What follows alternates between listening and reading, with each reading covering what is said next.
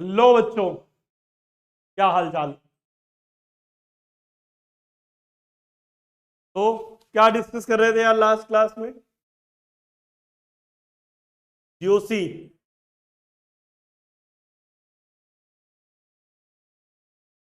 आज इसी टॉपिक को आगे कंटिन्यू करेंगे, पार्ट 2 है। सबसे पहले देखते हैं रेजोनेंस। पता है आप लोगों को रेजोनेंस क्या होता है? क्या है रेजोनेंस? तो किसी भी एक मॉलिक्यूल का एक से ज्यादा वैलिड स्ट्रक्चर्स का लिखना रेजोनेंस है। ठीक है, लिखिए। If more than one valid Lewis structure can be written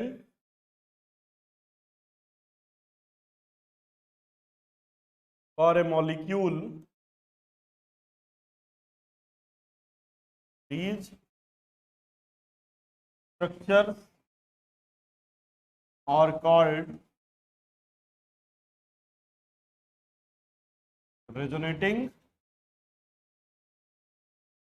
structure, and this phenomena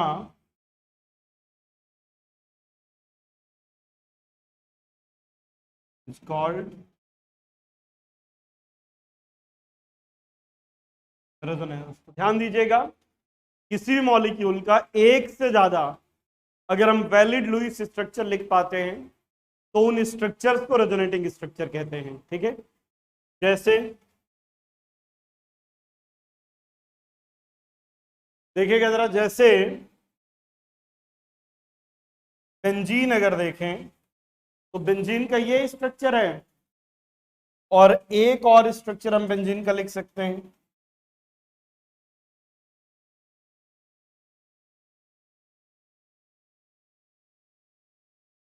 ठीक है, तो ये बेंजीन के रेजोनेटिंग स्ट्रक्चर हैं,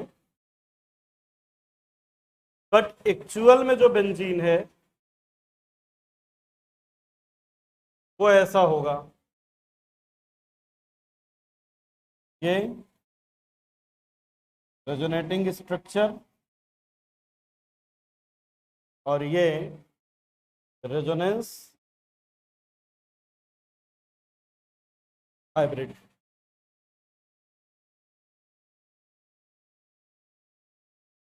ये जो रेजोनेटिंग स्ट्रक्चर होते हैं ये इमेजिनरी हैं, जो रेजोनेंस हाइब्रिड है ये रियल है।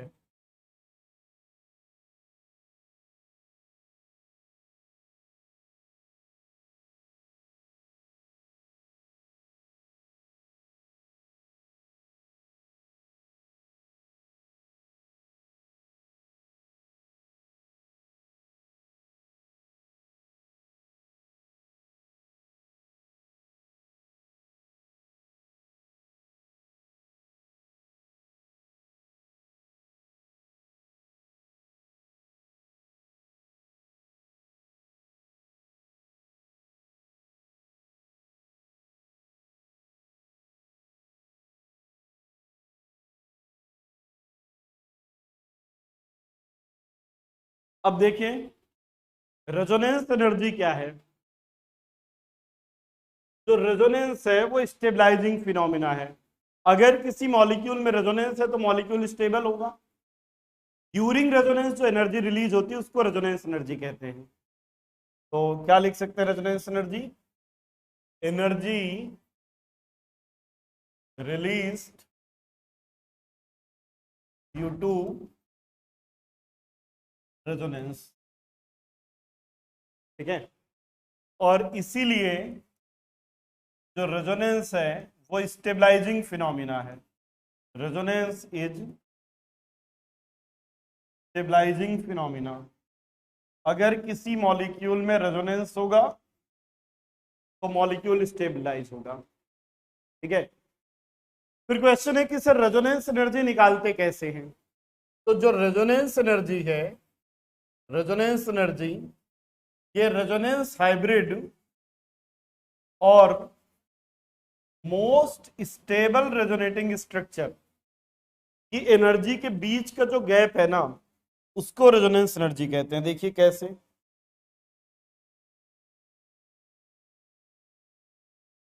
मान लो हमारे पास एक मॉलिक्यूल है,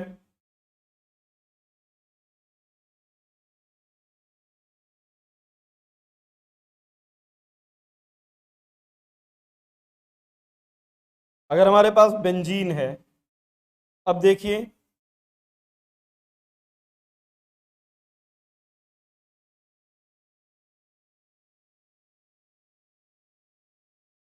बेंजीन के एक तो हाइब्रिड बनता है, ठीक है ना, एक तो बेंजीन का हाइब्रिड। हाइब्रिड कैसा बनेगा? तो ये हाइब्रिड जिसमें सभी पे इलेक्ट्रॉन इक्वली डिस्ट्रीब्यूटेड है। और जो रेजोनेटिंग स्ट्रक्चर बनेगा वो दो बनेंगे, एक ऐसा और एक ऐसा। अब देखो, और भी बेंजीन के बन सकते हैं, लेकिन ये मोस्ट स्टेबल वाले हैं, ठीक है ना। तो इनके बीच का जो गैप है ये है energy of most contributing resonating structure, और ये है एनर्जी ऑफ रेजोनेंस हाइब्रिड। और इन दोनों के बीच का जो गैप है इसको कहते हैं रेजोनेंस एनर्जी, ठीक है। अब देखो, यहां पर हम हाइब्रिड की एनर्जी कम है, मोस्ट कंट्रीब्यूटिंग की ज्यादा है, तो कम में से ज्यादा को घटाएंगे, इसलिए रेजोनेंस एनर्जी ऑलवेज निगेटिव आती है। Resonance energy is always negative. यहां पर निगेटिव साइन ये बताता है that energy is being released.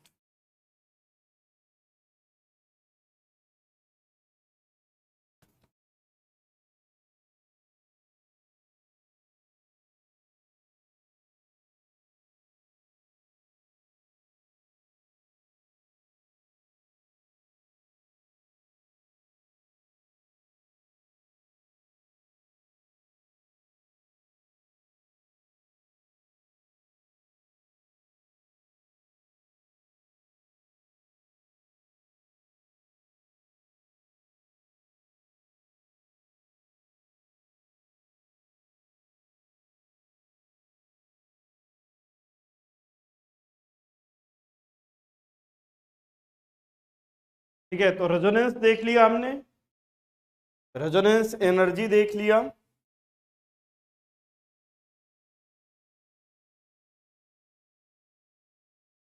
देखो, ये हाइब्रिड है, हाइब्रिड सबसे ज्यादा स्टेबल है। जो रेजोनेटिंग स्ट्रक्चर्स होते हैं, बेंजीन के और भी रेजोनेटिंग स्ट्रक्चर बन सकते हैं, जैसे ये वाला भी एक हो सकता है, लेकिन जो हाइब्रिड और मोस्ट स्टेबल है, बेंजीन के ये मोस्ट स्टेबल रेजोनेटिंग स्ट्रक्चर है। तो मोस्ट स्टेबल और हाइब्रिड के बीच का जो गैप है ना, उसको रेजोनेंस एनर्जी कहते हैं, ठीक है। तो निकिता, हाइब्रिड और मोस्ट स्टेबल के बाकी और भी रेजोनेटिंग स्ट्रक्चर बेंजीन के बन रहे होंगे, उनके बीच के गैप को नहीं देखना है।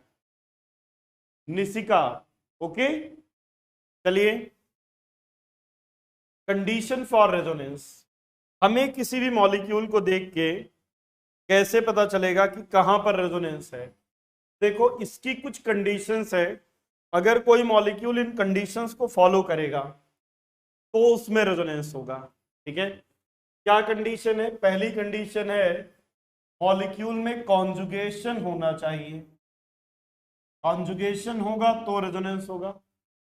और दूसरी कंडीशन है मॉलिक्यूल प्लेनर होना चाहिए, अगर परफेक्टली प्लेनर नहीं भी है तो कम से कम नियरली प्लेनर तो हो,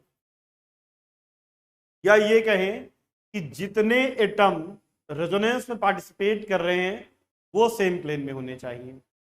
अब देखो कंडीशन, एक एक करके कंडीशन बता रहा हूं। पहले मैं केस वन बताता हूं, कब कब होगा, ध्यान से देखना। जहां कहीं पर भी double bond Y, Z, Z पर स्टार, ये ऐसा, यहां पे रेजोनेंस होगा। कैसे? ये X Y double bond Z और स्टार एक्स पे आ जाएगा। ये और स्टार का मतलब क्या हो सकता है? स्टार का मतलब नेगेटिव चार्ज हो सकता है, पॉजिटिव चार्ज हो सकता है, लोन पेयर हो सकता है, फ्री इलेक्ट्रॉन हो सकता है, कुछ भी हो। जैसे देखो, मैं एग्जांपल लेता हूं, आप बताना इसमें रेजोनेंस है या नहीं। बताओ, इस कार्बोकेटायन में रेजोनेंस है या नहीं? आप कहोगे सर पाई सिग्मा स्टार, पाई sigma positive charge. Yes sir, conjugation है, और जहां कॉन्जुगेशन है वहां रेजोनेंस है। जहां रेजोनेंस है वहां पे रेजोनेटिंग स्ट्रक्चर है। ये इलेक्ट्रॉन इधर मूव करेगा, H2 positive, H double bond C, ये बन गया दो रेजोनेटिंग। ठीक है, जहां कहीं पर भी कॉन्जुगेशन वहां रेजोनेंस। और देखिए जरा, H2 double bond CH, H2 negative, क्या यहां पर भी रेजोनेंस है? बिल्कुल। पाई सिग्मा निगेटिव चार्ज, ये इलेक्ट्रॉन इधर गया, ये इलेक्ट्रॉन इधर गया, H2 negative, CH double bond CH।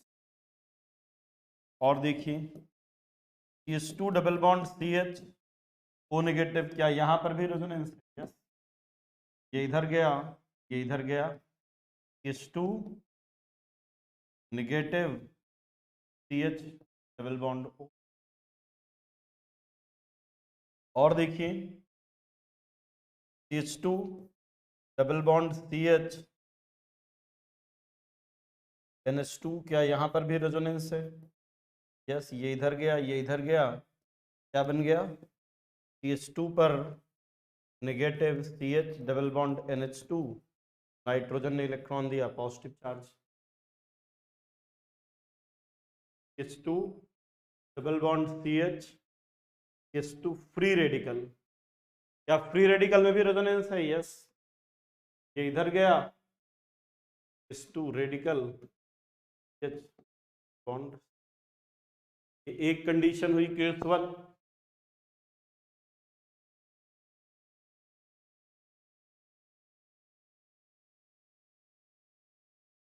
और कहीं पर भी हो सकता है क्या?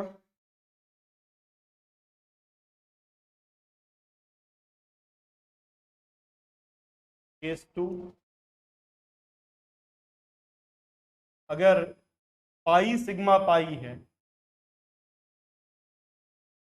कहीं पर भी अगर पाई बॉन्ड है, फिर सिग्मा, फिर एक पाई और है, तो यहां पर भी कॉन्जुगेशन होगा।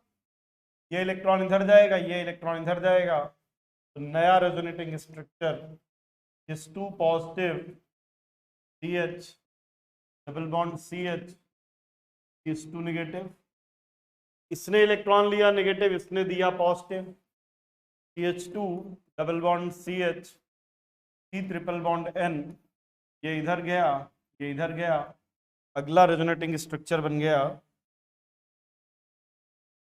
H2 positive, CH double bond C double bond N negative. Case 3,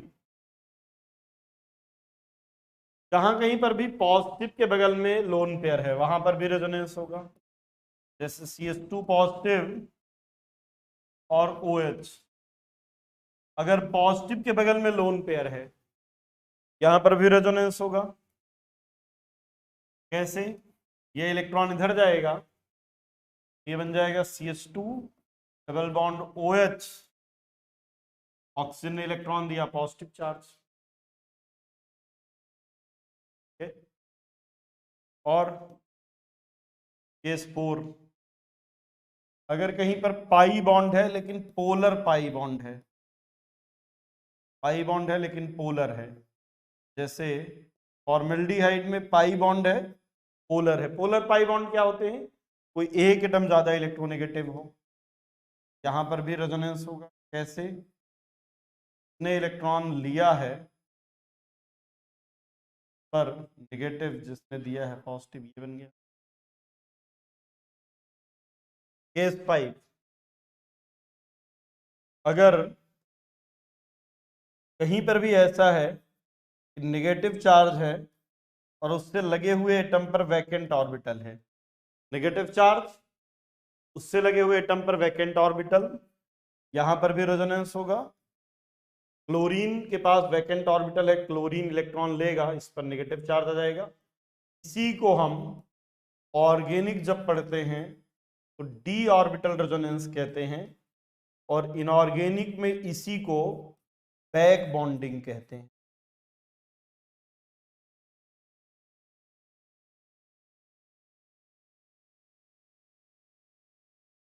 तो पहला देखा हमने रेजोनेंस क्या है, फिर हमने देखा रेजोनेंस कहाँ है। तो सिंपल सी बात है, जहां कॉन्जुगेशन है वहां रेजोनेंस है।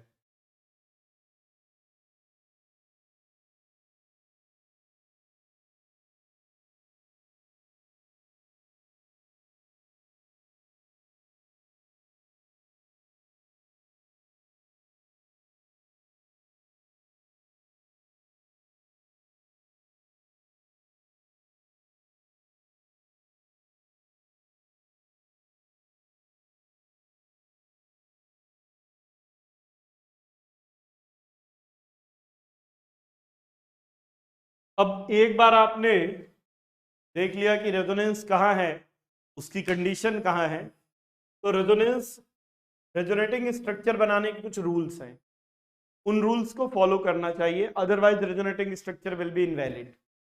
ध्यान रखना है, कोई भी रेजोनेटिंग स्ट्रक्चर ऐसा नहीं बनाना है जिसमें कार्बन, नाइट्रोजन या ऑक्सीजन, यानी सेकेंड पीरियड के एलिमेंट 4 से ज्यादा बॉन्ड बना ले। तो रूल 1 क्या है, second period element, second period element can not bond their octet,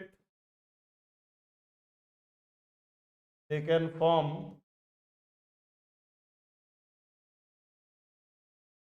maximum 4 bond। अगर कहीं पर भी नाइट्रोजन, कार्बन, ऑक्सीजन, इन एलिमेंट्स ने 5 बॉन्ड बना लिए तो वो रेजोनेटिंग स्ट्रक्चर इनवैलिड होगा।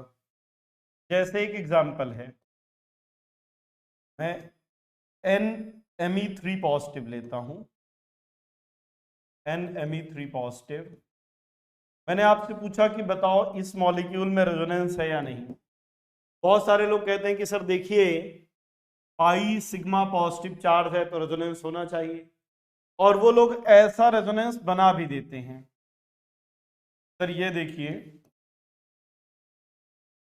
ये बन गया resonating structure,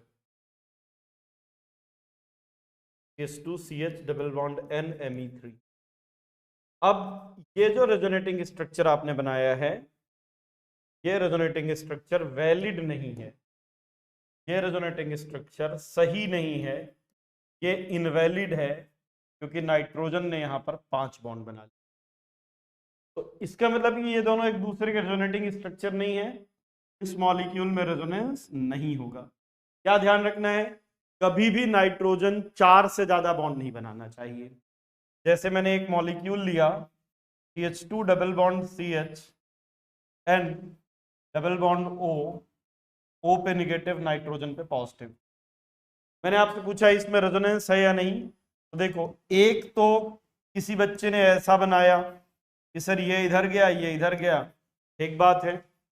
H2 positive CH double bond N, O negative, ये O और नाइट्रोजन पे पॉजिटिव। और एक ने क्या किया, इस एक ने क्या किया, इसी इलेक्ट्रॉन को, इस इलेक्ट्रॉन को यहां पे घुमा दिया और बोला सर देखो मैंने ये बनाया, CH2 double bond CH N double bond O और डबल बॉन्ड O। तो ये वाला तो वैलिड है, लेकिन ये वाला इनवैलिड हो गया, ये इनवैलिड है। क्यों इनवैलिड है, क्योंकि यहां पर नाइट्रोजन ने 5 बॉन्ड बना लिया है, और नाइट्रोजन जो कि सेकेंड पीरियड का एलिमेंट है, ये 5 बॉन्ड बना ही नहीं सकता। क्लियर, क्लियर है क्या? चलिए और देखते हैं।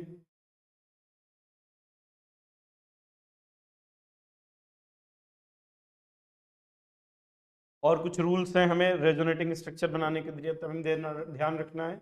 रूल 2, आप जितने भी चाहे रेजोनेटिंग स्ट्रक्चर बनाएं पर उनमें number of unpaired electron same होने चाहिए। Number of unpaired electron must be same all resonating. जैसे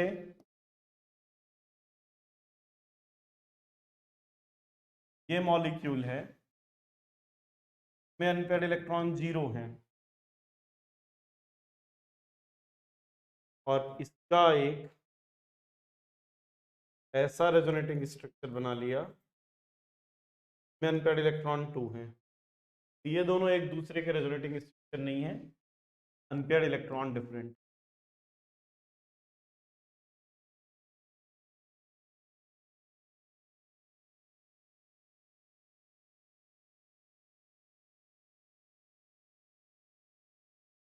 नेक्स्ट रूल देखिए, कभी भी रेजोनेटिंग स्ट्रक्चर में एटम की पोजीशन चेंज नहीं होना चाहिए। रूल 3 लिखिएगा, पोजीशन ऑफ एटम्स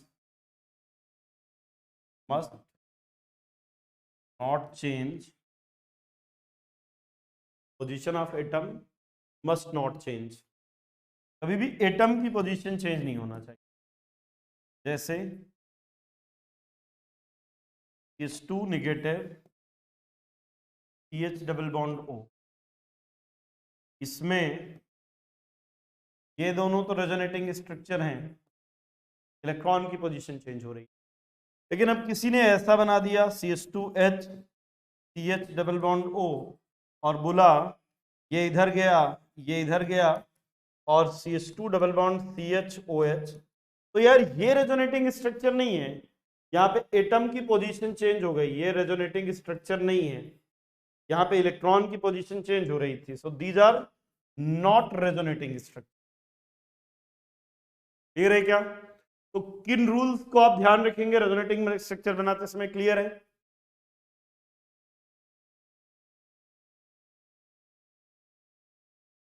अब देखिए,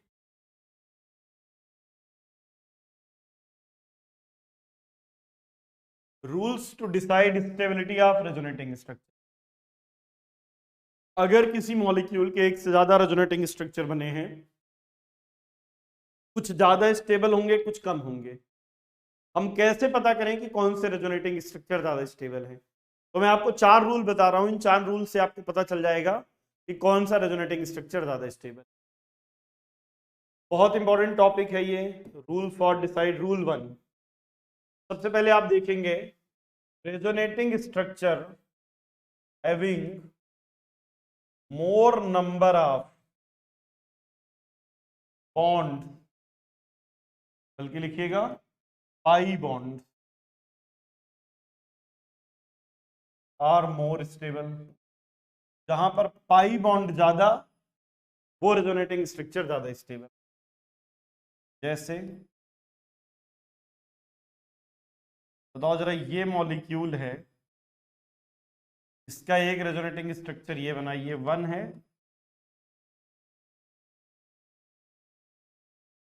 और ये 2 है। इन दोनों में 1 और 2 में ज्यादा स्टेबल कौन होगा? इसमें पाई बॉन्ड ज्यादा, इसमें पाई बॉन्ड ज्यादा है सेकंड में, तो 2 is more stable then 1। Simple, pi bond देख लीजिए।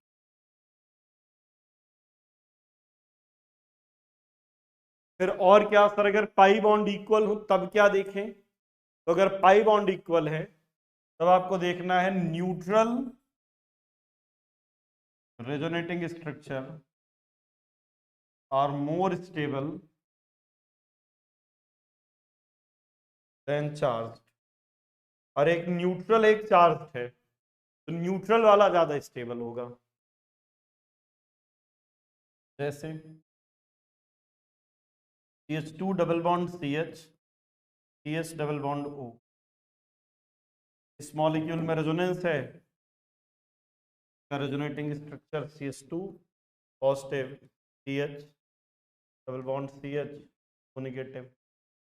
ये न्यूट्रल, ये चार्ज, ऑब्वियस सी बात है न्यूट्रल ज्यादा स्टेबल। और एग्जांपल देखिए,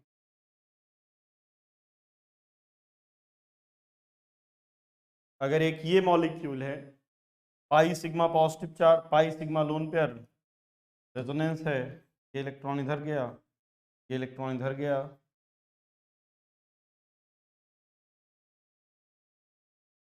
पॉजिटिव चार्ज, नेगेटिव चार्ज, ये 1, ये 2। तो 1 और 2 में दोनों ही में पाई बॉन्ड इक्वल है। फर्स्ट वाला न्यूट्रल है, neutral more stable than charge.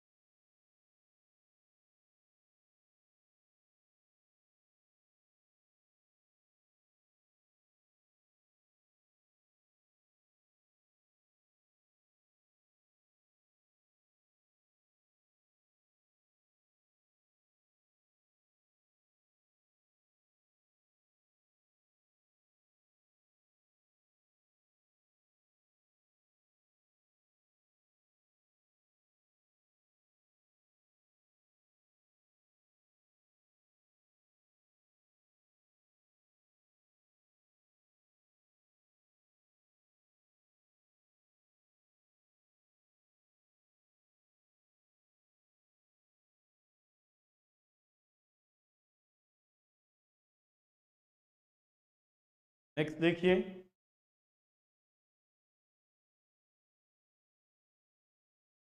Rule 3, charge on atom देखेंगे।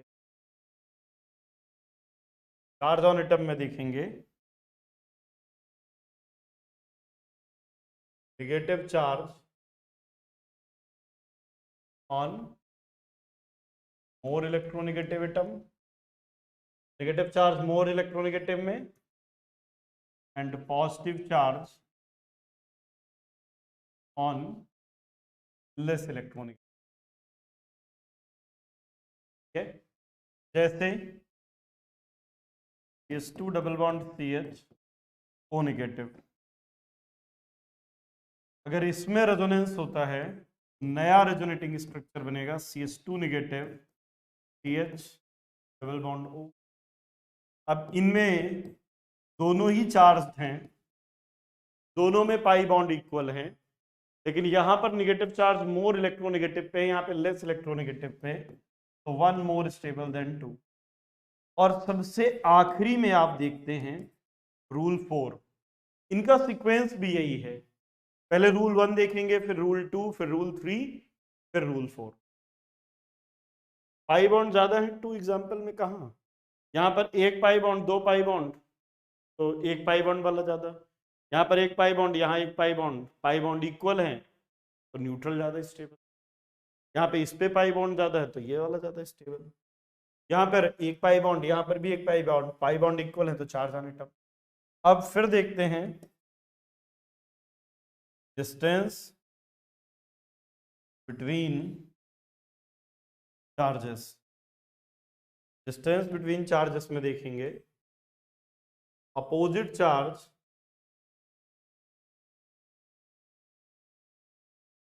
Minimum distance, similar charge maximum distance.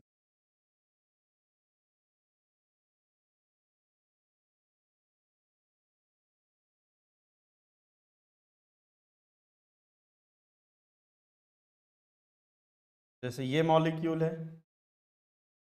तो देखिए एक ये बना ऐसा नया रेजोनेटिंग स्ट्रक्चर,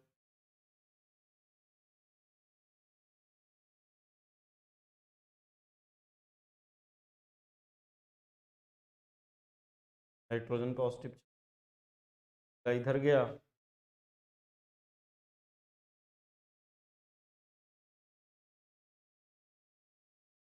तो यहाँ पे पॉजिटिव चार्ज था, यहाँ पे और यहाँ पे। अब देखिए नंबर ऑफ पाई बॉन्ड तीनों में इक्वल है। फर्स्ट वाला न्यूट्रल है, न्यूट्रल ज्यादा स्टेबल होगा तो वन मोर स्टेबल। 2 और 3 दोनों चार्ज हैं, इस पे अपोजिट चार्ज पास है तो 1 2 हो जाएगा सीक्वेंस।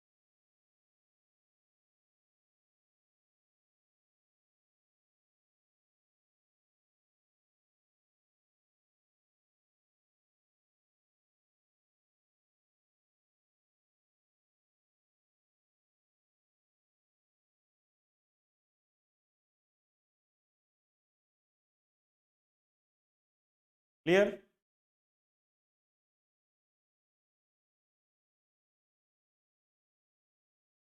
नेक्स्ट देखिए मेसोमेरिक इफेक्ट। देखो मेसोमेरिक इफेक्ट क्या होता है, अगर कहीं पर भी रेजोनेंस के कारण पोलैरिटी क्रिएट होती है तो उसको मेसोमेरिक है। हाँ बेटा बोलिए, यस बोलिए। हाँ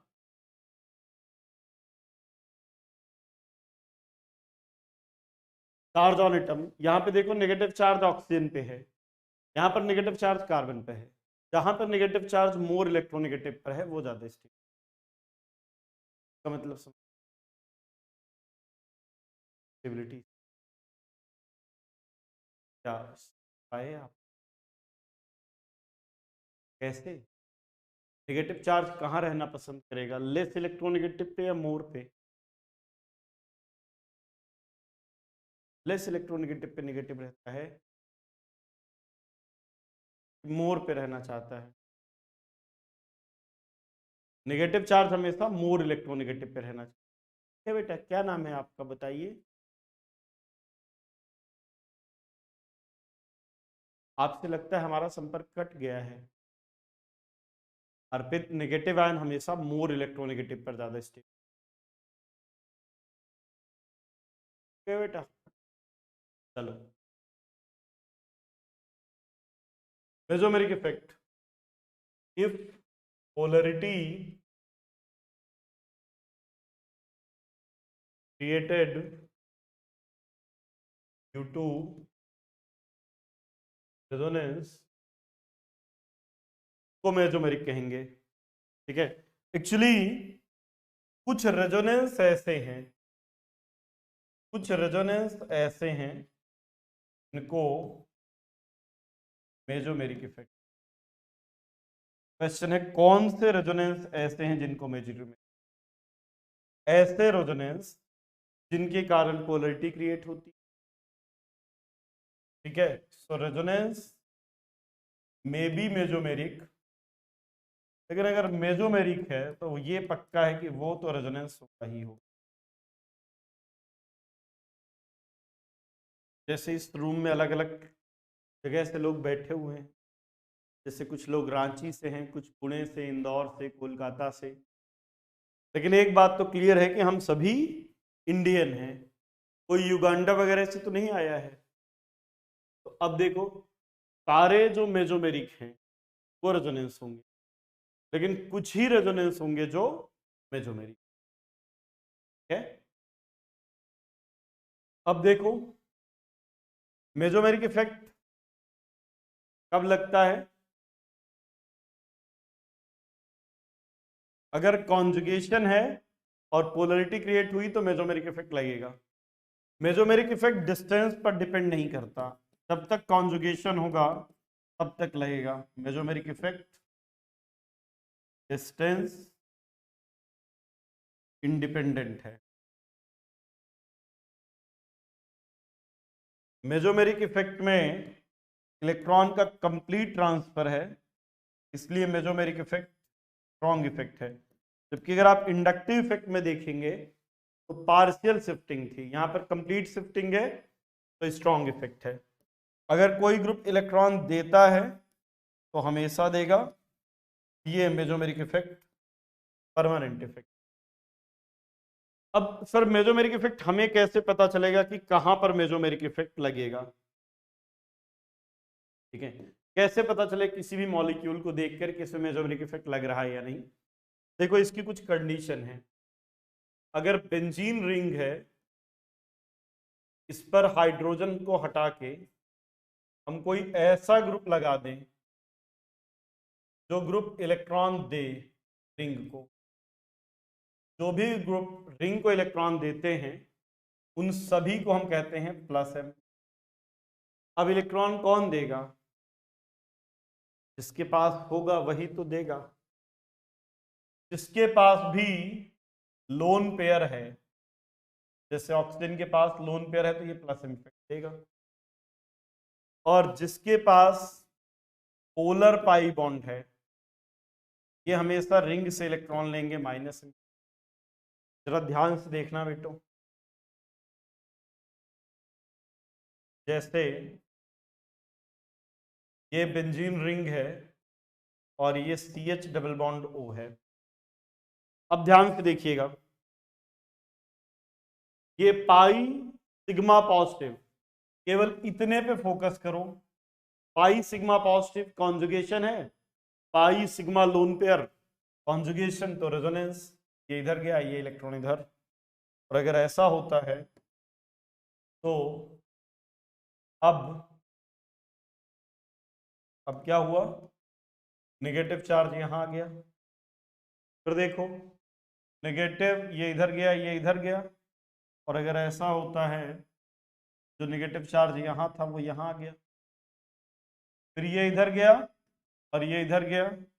और अगर ऐसा होता है तो नेगेटिव चार्ज यहां पे आ गया। तो बताओ OH का नेगेटिव चार्ज किस पोजीशन पर आया है? ये पास वाली पर आर्थो और पैरा पे दिए। जैसे ये ग्रुप रिंग को इलेक्ट्रॉन दे रहा है, इसको हम कहेंगे प्लस एम इफेक्ट। बताओ कैसा है, रिंग को इलेक्ट्रॉन दे रहा है या खींच रहा है रिंग से इलेक्ट्रॉन? रिंग को इलेक्ट्रॉन दे रहा है, इलेक्ट्रॉन डोनेटिंग। किस पोजीशन? और अगर इलेक्ट्रॉन डोनेटिंग है तो रिंग पे इलेक्ट्रॉन डेंसिटी को बढ़ा करके रिंग को एक्टिवेट कर रहा है, इसलिए एक्टिवेटिंग होगा। ऑर्थो और पैरा पे इलेक्ट्रॉन डेंसिटी बढ़ा रहा है, इसलिए ऑर्थो पैरा डायरेक्टिंग। अब जरा यहां पर देखना, ये इधर गया, ये इधर गया। और अगर ऐसा होता है तो इस पर पॉजिटिव चार्ज आया। अब पाई सिग्मा पॉजिटिव ये इधर गया, पॉजिटिव यहां आया, ये इधर गया, पॉजिटिव यहां आया। तो माइनस एम इफेक्ट कैसा है? Minus M effect electron donate कर रहा है या रिंग से खींच रहा है? खींच रहा है। तो minus M effect electron withdrawing effect है। जैसे आप ATM से पैसे विड्रॉ कर लेते हो, वैसे इलेक्ट्रॉन विड्रॉइंग है। रिंग में इलेक्ट्रॉन डेंसिटी को बढ़ा घटा रहा है, इसलिए ये डीएक्टिवेटिंग होगा। ऑर्थो और पैरा पे पॉजिटिव चार्ज है, ऑर्थो और पैरा पे इलेक्ट्रॉन डेंसिटी कम हो गई है, मेटा पे कंपैरेटिवली ज्यादा है, इसलिए minus M effect meta directing. Ranchi वाले भैया, क्या आपके समझ में आ गया? ये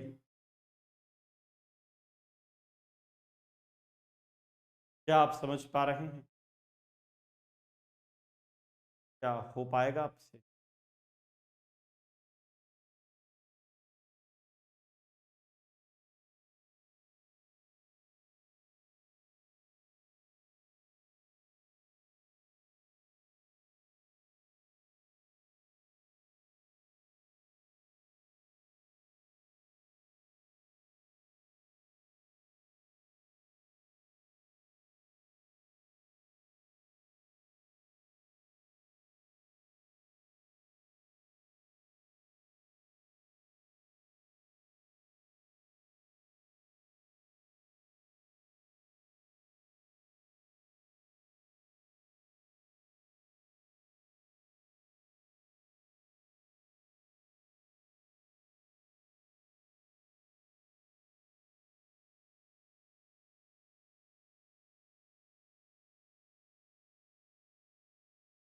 चलिए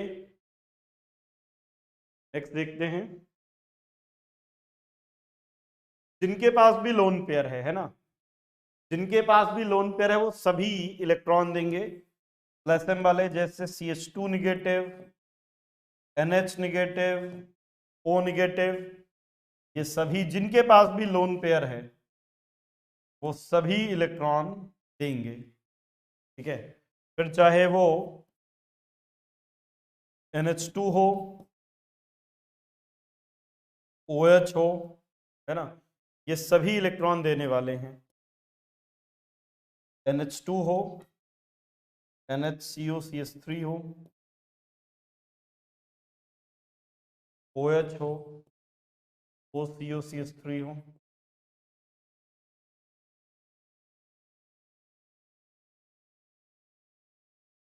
जैसे देखिए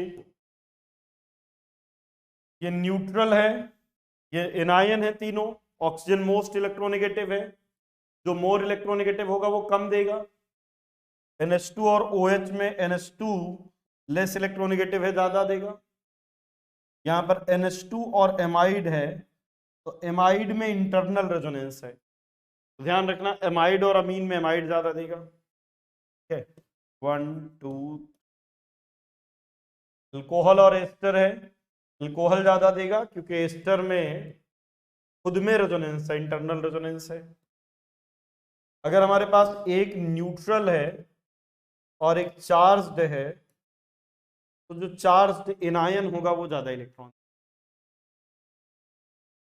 -m देखें, O2 सबसे ज्यादा खींचेगा, फिर Cn और फिर CHO। अगर एल्डिहाइड है और कीटोन है, एल्डिहाइड ज्यादा खींचेगा। अगर एल्डिहाइड और एस्टर है तो एल्डिहाइड ज्यादा, ये मेसोमेरिक का सीक्वेंस होगा।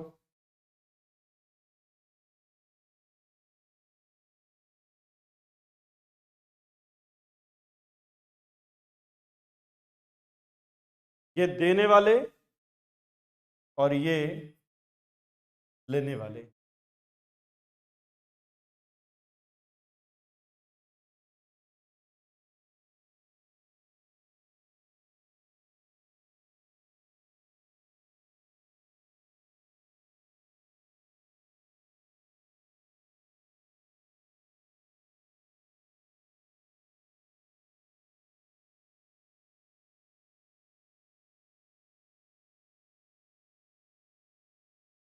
बस बेटा NHR और NR2 NH2 के बाद आएंगे, मतलब NH2 ज्यादा देगा, फिर NHR, फिर NR2 और सबसे कम देगा।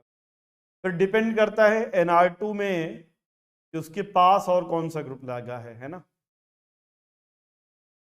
तो NH2, NHR और NR2 सबसे कम होगा, NR2 NHR, ये ऐसा NR2 ज्यादा देगा, फिर NHR और फिर NH2। अगर केवल यही बेंजीन रिंग से जुड़े हैं तो, अगर कुछ और भी जुड़ा है तो फिर और भी फैक्टर्स होते हैं, है ना, लेकिन अगर बेंजीन रिंग से केवल ये तीनों जुड़े हैं तो ज्यादा ये, फिर ये, फिर ये। चलिए नेक्स्ट टॉपिक है एरोमेटिसिटी। सुना है आप लोगों ने एरोमेटिसिटी क्या होता है? कैसे पता करते हैं कि एरोमेटिक है कोई भी कंपाउंड या नहीं? एरोमेटिसिटी है क्या?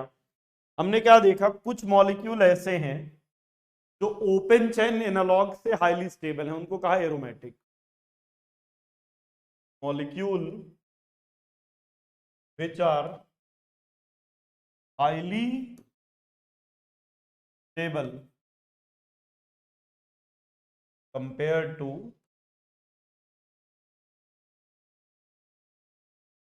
Open chain analogue. Open chain comparison में जो हाईली स्टेबल होंगे वो एरोमेटिक, ठीक है ना।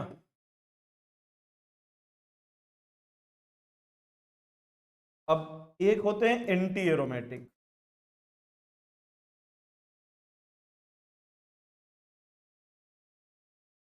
एंटी एरोमेटिक कौन से हैं?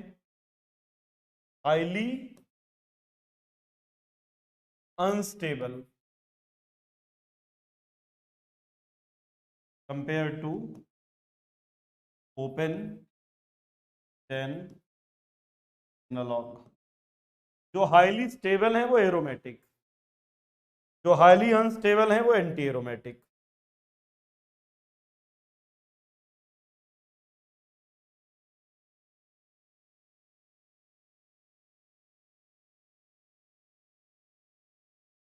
देखो कुछ कंपाउंड ऐसे थे जो एरोमेटिक थे, कौन से? स्टेबल वाले। कुछ ऐसे थे जो एंटी एरोमेटिक है। जैसे देखो, समझो जरा यार, हमारे पास एक मॉलिक्यूल है ये साइक्लोहेक्साट्राईइन, मतलब एक हेक्साट्राईइन है और एक बेंजीन है। लेकिन बेंजीन ये हाईली स्टेबल है। कैसे? इसकी जो रेजोनेंस एनर्जी है वो 5 किलो कैलोरी है, इसकी 36 किलो कैलोरी है। तो बेंजीन इसके कंपैरिजन में हाईली स्टेबल है, तो ये एरोमेटिक है। लेकिन एक दूसरा कंपाउंड भी है, देखो इस बार ये रिंग है और रिंग वाला इस बार हाईली अनस्टेबल है ओपन के कंपैरिजन। तो देखो ध्यान से सुनना, अगर कोई कंपाउंड ओपन के कंपैरिजन में हाईली स्टेबल है तो एरोमेटिक, और ओपन के कंपैरिजन में हाईली अनस्टेबल है तो एंटी एरोमेटिक। एक कंडीशन, सर पता कैसे चलेगा कि कौन सा एरोमेटिक होगा कौन सा एंटी एरोमेटिक? सिर्फ दो कंडीशन है। पहली कंडीशन, केवल साइक्लिक कंपाउंड ही एरोमेटिक और एंटी एरोमेटिक हो सकते हैं। अगर ओपन है तो वो एरोमेटिक भी नहीं हो सकता, एंटी एरोमेटिक भी नहीं। इतना ही नहीं, सिर्फ साइक्लिक होना कंपल्सरी नहीं है, उसमें साइक्लिक रेजोनेंस भी होना चाहिए। अब साइक्लिक रेजोनेंस क्या होता है? साइक्लिक रेजोनेंस का मतलब, साइक्लिक रेजोनेंस का मतलब ये है कि रेजोनेंस इस तरह से हो कि एक कंप्लीट रिंग बन जाए, तो उसको हम कहेंगे साइक्लिक। जैसे यहां पर देखो पाई सिग्मा पाई सिग्मा पाई, कहीं पर भी कॉन्जुगेशन ब्रेक नहीं हुआ। पाई सिग्मा पाई कहीं पर भी कॉन्जुगेशन ब्रेक नहीं हुआ, तो इन दोनों में साइक्लिक रेजोनेंस है। अब दूसरी कंडीशन बस इतनी है, इलेक्ट्रॉन पेयर गिन लेना, अगर ऑड होंगे तो एरोमेटिक। बस सिर्फ इतनी दो कंडीशन देखनी है, इलेक्ट्रॉन पेयर अगर इवन होंगे तो एंटी एरोमेटिक। सर इवन होंगे मतलब या तो 2 हो, 4 हो, 6 हो, 8 हो। सर ऑड होंगे मतलब यार या तो 1 हो, 3 हो, 5 हो, या 7, 1 3 5 7, या तो 1 3 5 या 7 में से कोई एक हो तो एरोमेटिक। अब इलेक्ट्रॉन पेयर अगर 1 है मतलब टोटल 2 इलेक्ट्रॉन, 3 पेयर है मतलब 6, 5 है मतलब 10, 7 है तो मतलब 14।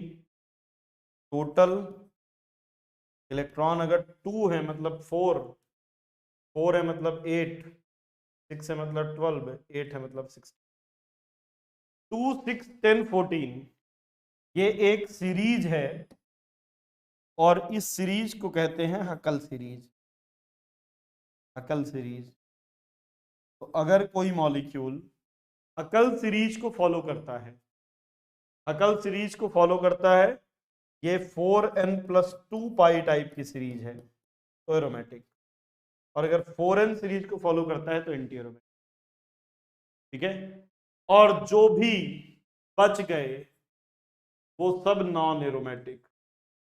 अब यार इलेक्ट्रॉन पेयर, पेयर में या तो इवन आएंगे या ऑड आएंगे। ठीक है, नहीं, even number of pi electron, electron pair है ना, नॉन एरोमेटिक जिनमें साइक्लिक रेजोनेंस ही नहीं हो। अब किसी ने पूछा है सर इलेक्ट्रॉन पेयर का मतलब क्या है, तो यार ध्यान देना, इलेक्ट्रॉन पेयर मतलब क्या? इलेक्ट्रॉन पेयर का मतलब हर एक पाई बॉन्ड का मतलब एक इलेक्ट्रॉन पेयर है। एक पाई बॉन्ड का मतलब एक इलेक्ट्रॉन पेयर, डबल बॉन्ड का मतलब एक इलेक्ट्रॉन पेयर, लोन पेयर का मतलब एक इलेक्ट्रॉन पेयर, नेगेटिव चार्ज का मतलब एक पेयर। अगर किसी एटम में लोन पेयर भी हो और इलेक्ट्रॉन पेयर, लोन पेयर भी हो, पाई बॉन्ड हो, लोन पेयर को काउंट नहीं करेंगे, पाई बॉन्ड को काउंट करेंगे। अगर किसी एटम में दो लोन पेयर हो, एक को काउंट करेंगे, एक को काउंट नहीं करेंगे, और पॉजिटिव चार्ज को काउंट नहीं।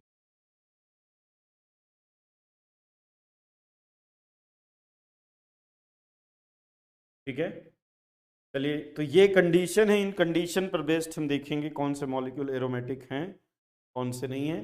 कंडीशन लिख लीजिए, फिर आगे चलते।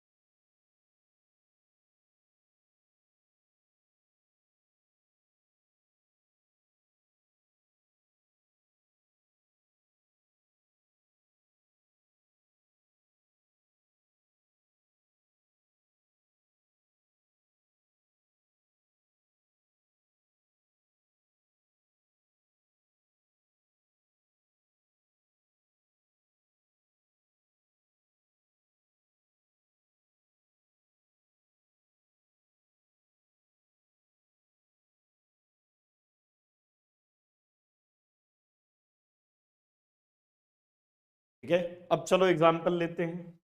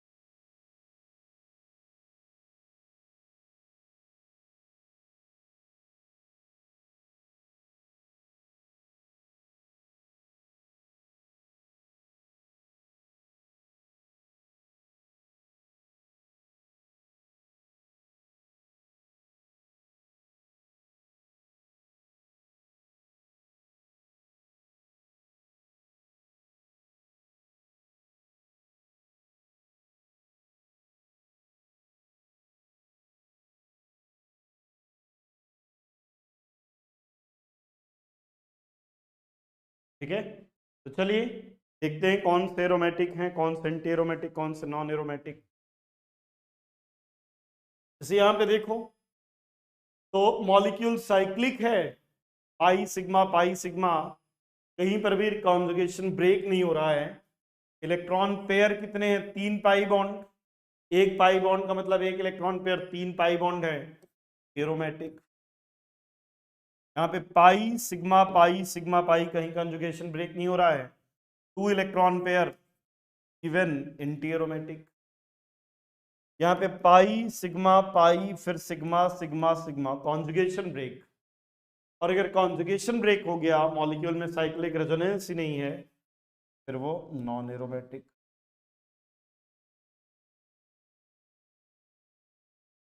ठीक है बेटा,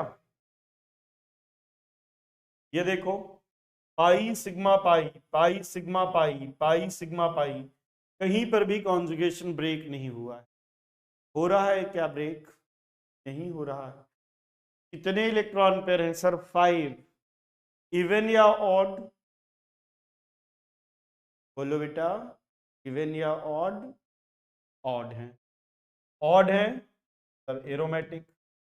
3, 5, 7, कहीं पर भी कॉन्जुगेशन ब्रेक नहीं हुआ है, एरोमेटिक।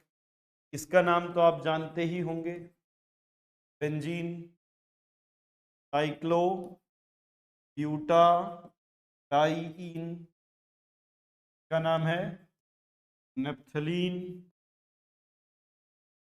ये है एंथ्रासीन, ये है फेनेंथ्रीन। इस बार 3, 4 और 7 ये भी एरोमेटिक।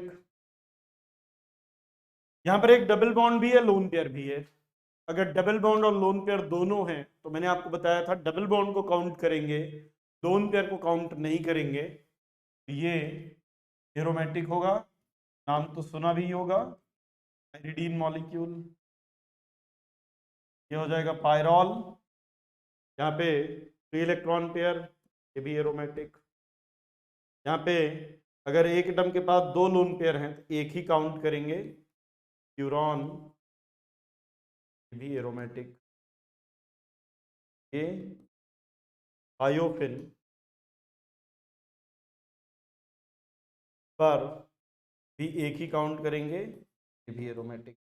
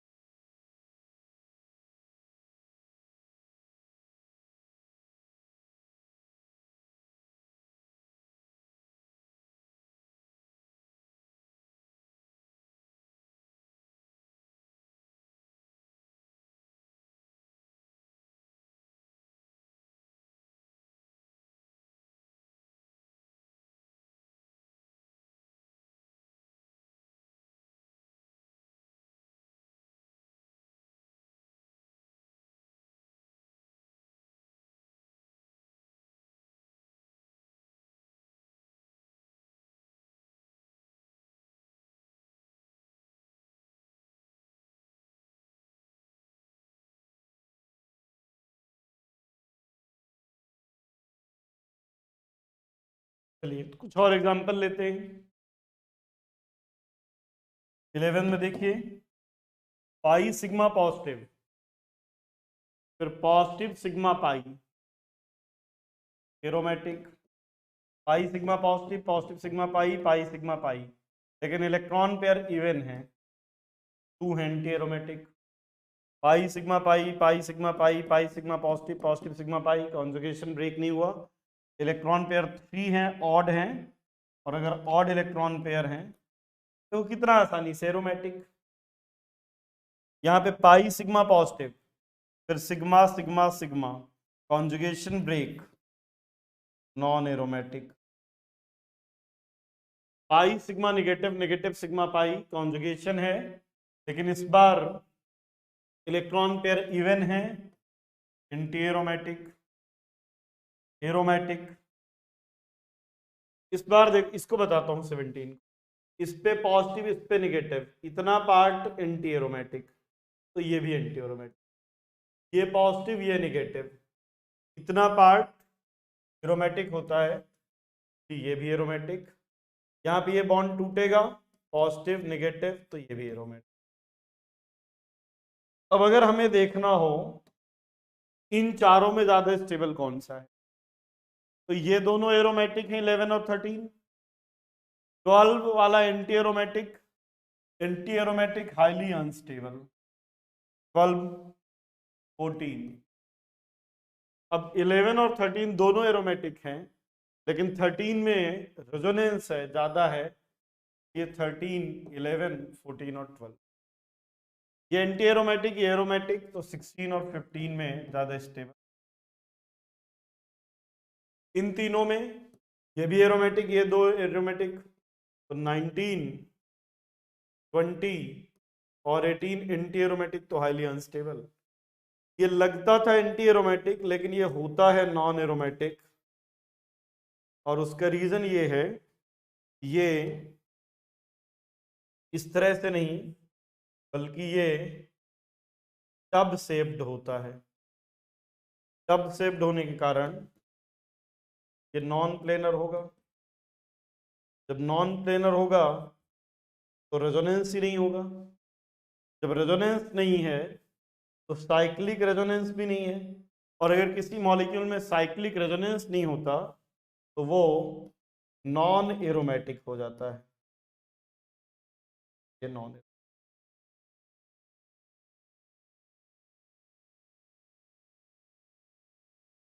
1918 वाला जो क्वेश्चन है, ये IIT जेई में पूछा गया है। 19 वाला जो है जेई में पूछा जा चुका है, 18 वाला। क्लियर? लिख लिया क्या?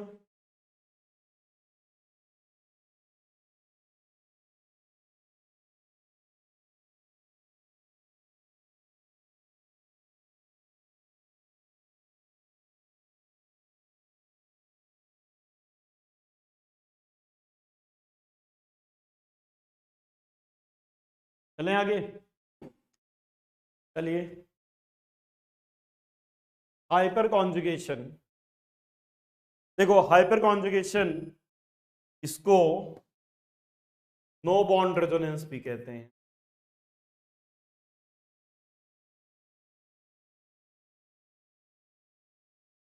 तो दो साइंटिस्ट थे, बेकर और नेथन, जिन्होंने पहली बार एक्सप्लेन किया था, इसलिए इसको बेकर नेथन इफेक्ट भी कहते हैं। अब देखो, हाइपर कॉन्जुगेशन के लिए क्या चाहिए? Alpha hydrogen. whenever carbon hydrogen sigma bond are present in conjugation with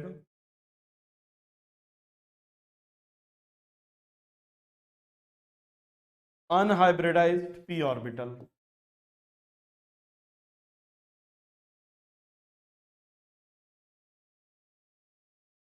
there is hyper conjugation. जहां कहीं पर भी ये कंडीशन फुलफिल होगी, unhybridised p orbital should be present in conjugation with unhybridized p orbital with carbon hydrogen sigma bond। अब ये condition दो जगह पे फुलफिल होती है, एक कार्बोकेटायन और एक एल्कीन। देखो, कार्बोकेटायन में कैसे, ये CH डबल बॉन्ड CH2, यहाँ पे अनहाइब्रिडाइज्ड p ऑर्बिटल है। भाई, पाई बॉन्ड कौन बनाता है? अनहाइब्रिडाइज्ड p ऑर्बिटल ही तो पाई बॉन्ड बनाते हैं। ये carbon hydrogen sigma bond electron ये इधर जाएंगे और पाई बॉन्ड इधर शिफ्ट हो जाएगा। देखो, नया हाइपर कॉन्जुगेटिव स्ट्रक्चर कैसे बनेगा? HCH, H positive, double bond CH, H2 negative. अब जितनी पॉसिबिलिटी इसके मूव करने की है, उतनी पॉसिबिलिटी इसकी और इसकी भी है। ठीक है, अगली बार ये इलेक्ट्रॉन मूव करेगा, फिर ये इलेक्ट्रॉन मूव करेगा, तो नए स्ट्रक्चर कैसे बनेंगे? जैसे अगर ऊपर वाला मूव करता, H positive, double bond CH, H2 negative, और अगर किनारे वाला मूव करता तो ये इस तरह से।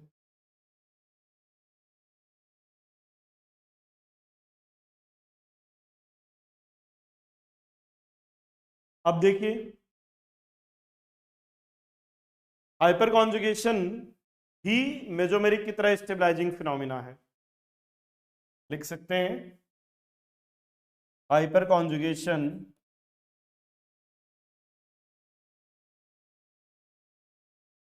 Is stabilising phenomena.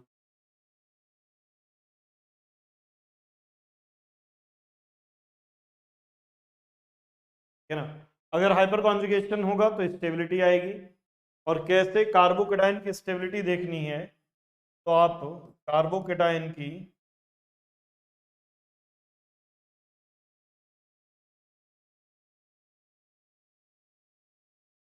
अगर कार्बोकेटाइन की स्टेबिलिटी देखनी है नंबर ऑफ अल्फा हाइड्रोजन देख लो। आप कहोगे सर अल्फा हाइड्रोजन कैसे देखें? बहुत आसान है। जितने भी sp2 कार्बन हैं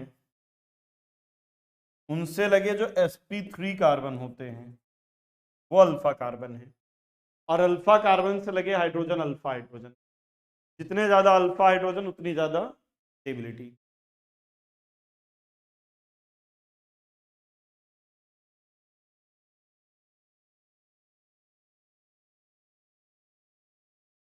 अब क्या हम सिर्फ कार्बोकेटाइन की स्टेबिलिटी देख सकते हैं अल्फा हाइड्रोजन से?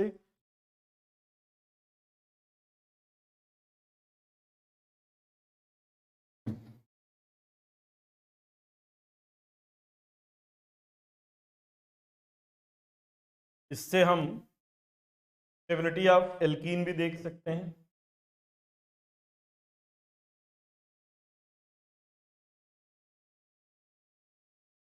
कैसे? देखो ये मॉलिक्यूल है, ये एल्कीन है। यहां पर भी ये पाई बॉन्ड, ये pi bond carbon hydrogen sigma bond electron single bond pi bond, ये इलेक्ट्रॉन इधर जाएगा, ये इलेक्ट्रॉन इधर चले जाएंगे। अब देखो कैसा स्ट्रक्चर बनेगा। ये H यहाँ पर H positive double bond CH negative. अब देखो जितनी पॉसिबिलिटी ऊपर इसकी नीचे वाले की है उतनी ही इनकी भी है। जितने ज्यादा हाइपर कॉन्जुगेशन होगा उतनी ज्यादा स्टेबिलिटी। क्या लिख सकते हैं? Stability of alkene is directly proportional to number of alpha hydrogen. जैसे मान लीजिए हमारे पास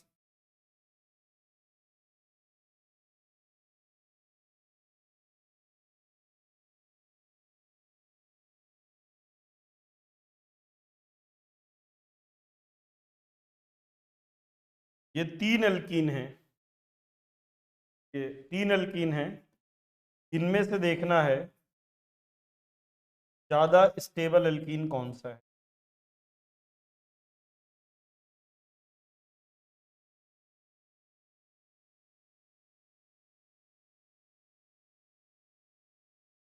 ठीक है, चलिए पहले तो फर्स्ट में देखते हैं इन तीनों में ज्यादा स्टेबल कौन सा है। देखो यहाँ पे 0 अल्फा हाइड्रोजन, यहाँ पे ये sp2 है, इससे लगा sp3, sp2 से लगा एक sp3, 3 अल्फा हाइड्रोजन। यहाँ पर देखो ये sp2 है, इससे ये sp3 3, इस sp2 से ये 6 अल्फा हाइड्रोजन। यहाँ पर देखो ये sp2 इधर दो और इधर दो, 4 अल्फा हाइड्रोजन। पर ये दो sp2 यहाँ पर दो, यहाँ पर दो और यहाँ पर 3 2 5 2 7 अल्फा हाइड्रोजन। ये ज्यादा स्टेबल। यहाँ पर देखो ये दो sp2 हैं और इनसे 3 यहाँ पर, 2 यहाँ पर, 3 3 5 2 7 और 3 10 अल्फा हाइड्रोजन। यहाँ पे ये दो sp2 से 2 यहाँ और 2 यहाँ, 4 अल्फा हाइड्रोजन। ज्यादा स्टेबल। तो जितने ज्यादा अल्फा हाइड्रोजन उतनी ज्यादा एल्कीन की स्टेबिलिटी। और एल्कीन की स्टेबिलिटी से हम हीट ऑफ हाइड्रोजनेशन भी निकाल सकते हैं। Heat of hydrogenation, heat of hydrogenation क्या होता है? अगर किसी मॉलिक्यूल में डबल बॉन्ड है और उसमें हम हाइड्रोजन ऐड करें तो जो हीट निकलती है उसको heat of hydrogenation. Heat of hydrogen दो फैक्टर पर डिपेंड करेगा, एक नंबर ऑफ पाई बॉन्ड और दूसरा स्टेबिलिटी। स्टेबिलिटी जितनी ज्यादा हीट ऑफ हाइड्रोजनेशन उतनी कम।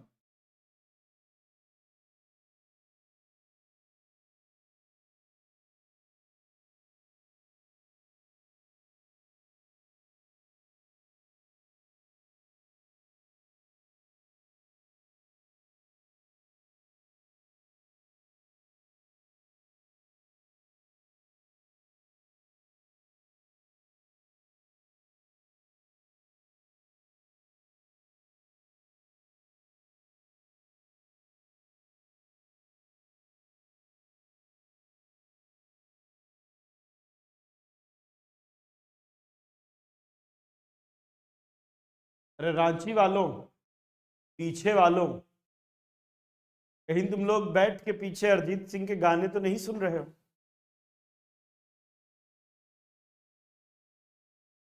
कहीं तुम्हारे ऊपर कुछ असर तो नहीं हुआ है? नहीं?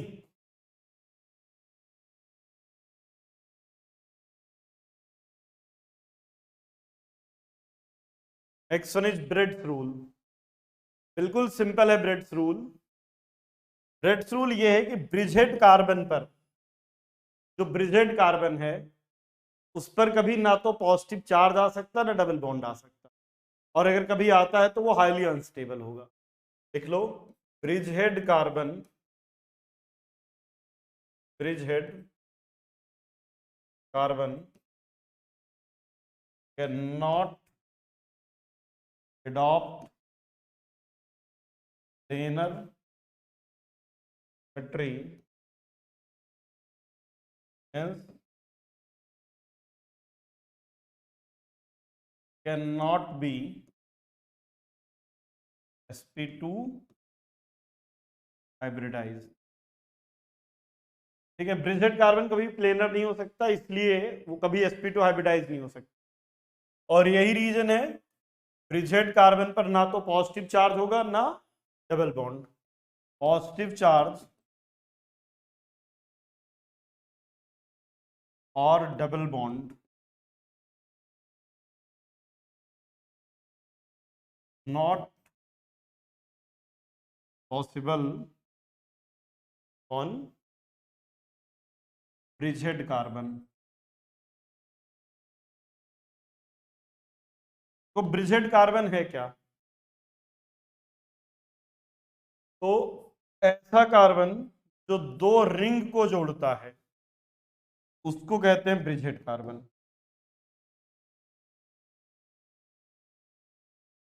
तो ये जो ब्रिजहेड है ये कभी भी प्लेनर नहीं हो सकता।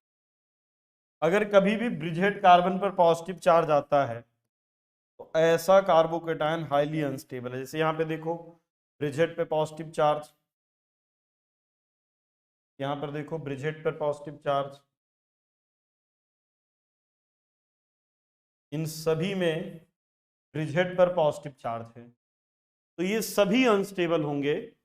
लेकिन अगर हम रिंग का साइज बढ़ा दें, ठीक है, तो स्टेबिलिटी बढ़ जाएगी। जैसे यहाँ पे दोनों 6 मेंबर्ड हैं, यहाँ पे दोनों 5 मेंबर्ड, यहाँ दोनों 4 मेंबर्ड, तो लार्जर रिंग वाली कंपेरेटिवली ज्यादा स्टेबल होगी। ऑल्दो ये सभी हाईली अनस्टेबल हैं, वैसे तो ये सभी अनस्टेबल हैं, पर इन अनस्टेबल में भी ये ज्यादा स्टेबल है।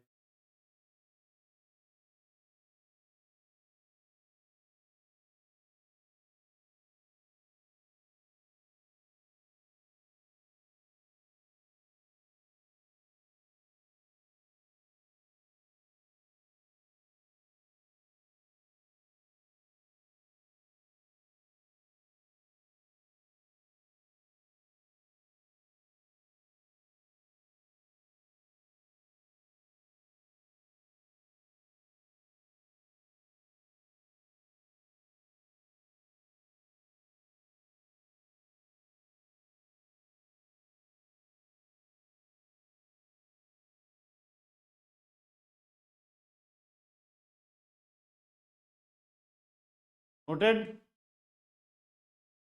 चलो और देखो, डांसिंग रेजोनेंस केवल एक स्पेशल मॉलिक्यूल है, केवल इसी में ये होता है, साइक्लोप्रोपाइल मिथाइल में। देखो क्या होता है साइक्लोप्रोपाइल मिथाइल, ये जो कार्बोकेटायन है ना, इसमें एक स्पेशल टाइप का रेजोनेंस है जिसको हम डांसिंग रेजोनेंस कहते हैं। क्या होता है देखो, ये वाले जो सिग्मा बॉन्ड के इलेक्ट्रॉन्स है ये मूव करते हैं, ये इलेक्ट्रॉन यहां मूव किया, जब मूव किया तो ये बॉन्ड टूटा, जब बॉन्ड टूटा इस पे पॉजिटिव इस पे निगेटिव, है ना, एक पे पॉजिटिव और एक पे निगेटिव, है कैसे, बॉन्ड टूटा है तो ये वाला बॉन्ड टूटा, देखो जरा कैसा बनेगा,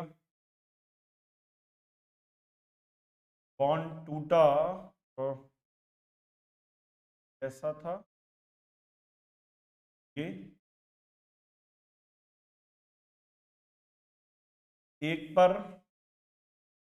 निगेटिव और एक पर पॉजिटिव टूटा। कैसे टूटा कि दोनों इलेक्ट्रॉन इस पर गए, पर निगेटिव पर पॉजिटिव, निगेटिव पॉजिटिव के बीच में बॉन्ड बन गया।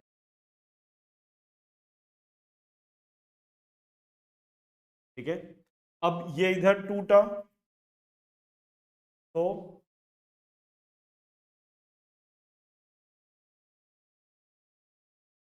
ये ऐसा, अब जब टूटा ऊपर वाले पे पॉजिटिव, यहाँ पे निगेटिव, निगेटिव पे पॉजिटिव की ऐसा, ये वाला ऐसा था, ये वाला टूटा, पॉजिटिव नेगेटिव,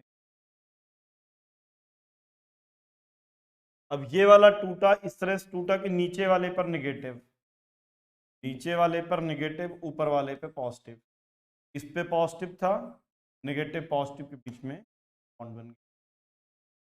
और एक कैसा हो सकता है, देखो ये ये ऐसा था, टूटा, नीचे वाले पर पॉजिटिव, ऊपर वाले पर नेगेटिव।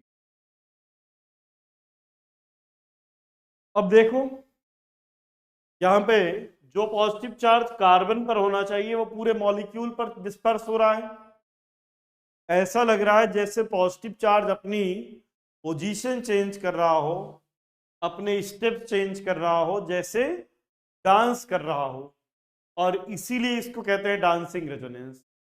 अल्फा इफेक्ट के बाद डांसिंग रेजोनेंस आता है दूसरे नंबर पे, सबसे ज्यादा स्टेबल। नहीं, 4 मेंबर रिंग भी बना सकते नहीं बेटा, 4 मेंबर रिंग नहीं बनाते, यही रीजन है कि 3 मेंबर रिंग में एक्सपांसन नहीं होता है। ठीक है, डांसिंग रेजोनेंस होगा हाईली स्टेबल।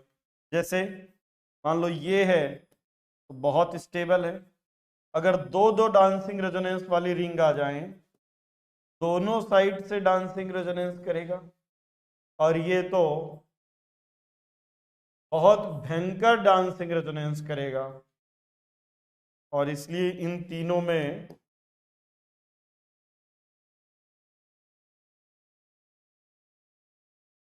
सबसे ज्यादा स्टेबल ट्राई साइक्लोप्रोपाइल मिथाइल। अब इसे एक 4 मेंबर रिंग नहीं बन सकता।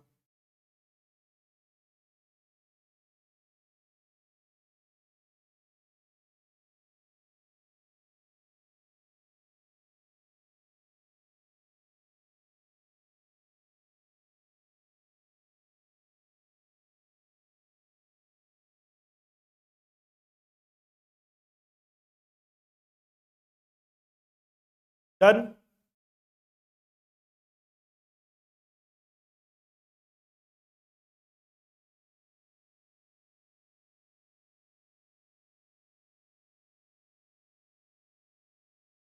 अब देखो नेक्स्ट है स्टेबिलिटी ऑफ कार्बोकेटायन।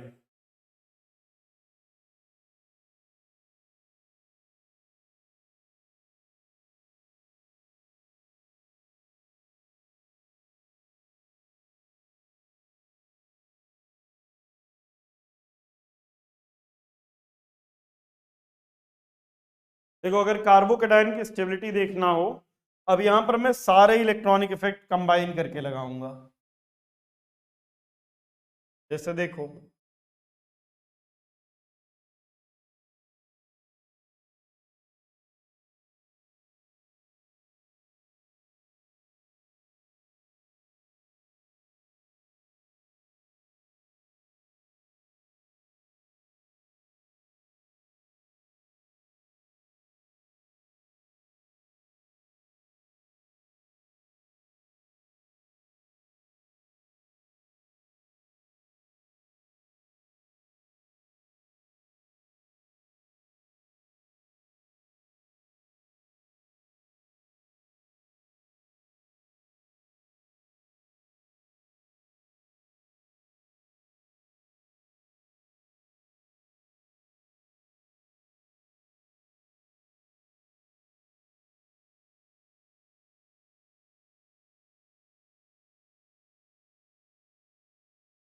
तो देखो जरा, इन चारों में सबसे ज्यादा स्टेबल कौन सा है? देखो इसमें रेजोनेंस है, रेजोनेंस के साथ 2 डिग्री, रेजोनेंस के साथ 1 डिग्री, इसमें रेजोनेंस नहीं है, -i लग रहा है, और यहाँ पे डबल बॉन्ड पे पॉजिटिव चार्ज। अगर डबल बॉन्ड पे पॉजिटिव चार्ज है तो हाईली अनस्टेबल। इन चारों में फोर्थ वाला तो हाईली अनस्टेबल है, 1 और 2 में 1, देन 2, देन 3 एंड देन 4, 1 2 3 4। इन चारों में भी एक ऐसा है जो हाईली अनस्टेबल है। जहां कहीं पर भी डबल बॉन्ड पे पॉजिटिव चार्ज आएगा हाईली अनस्टेबल, इसका मतलब 4 हाईली अनस्टेबल। अब यहां पे रेजोनेंस नहीं है, यहां पे रेजोनेंस है, लेकिन यहां पे ज्यादा रेजोनेंस है, तो 3 2 1 4। यहां पर एक बेंजीन रिंग के साथ रेजोनेंस, यहां दो के साथ, यहां 3 3 रिंग। जितना ज्यादा रेजोनेंस उतनी ज्यादा स्टेबिलिटी। ये हो जाएगा सीक्वेंस।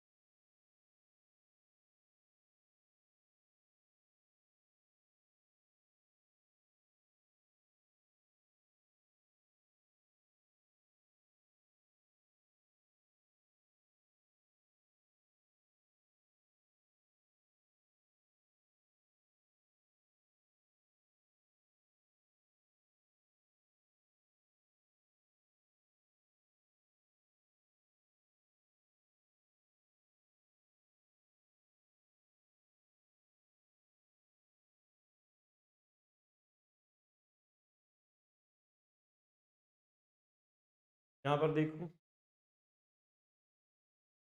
ये 1 डिग्री है, 3 डिग्री है, ये भी 2 डिग्री, ये भी 2 डिग्री। यहां पे देखो 1 अल्फा हाइड्रोजन, 3 3 6 2 8 अल्फा हाइड्रोजन, यहाँ पे 3 और 2 5 अल्फा हाइड्रोजन, और यहाँ पे 2 और 1 3 अल्फा हाइड्रोजन। तो सबसे ज्यादा, अगर ये 1 है, ये 2 है, ये 3 है, और ये 4 है, तो सबसे ज्यादा 2, फिर 3 4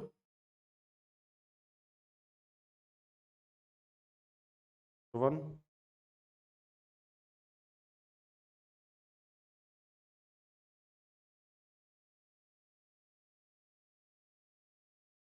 और देखिए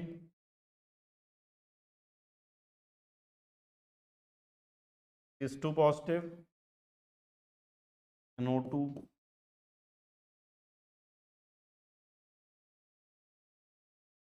इस 2 पॉजिटिव, OMe,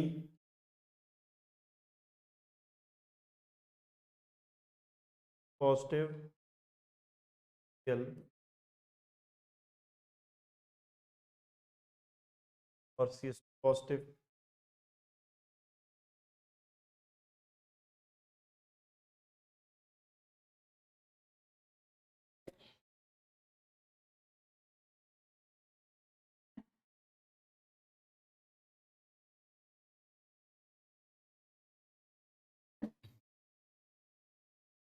यहां पर देखिए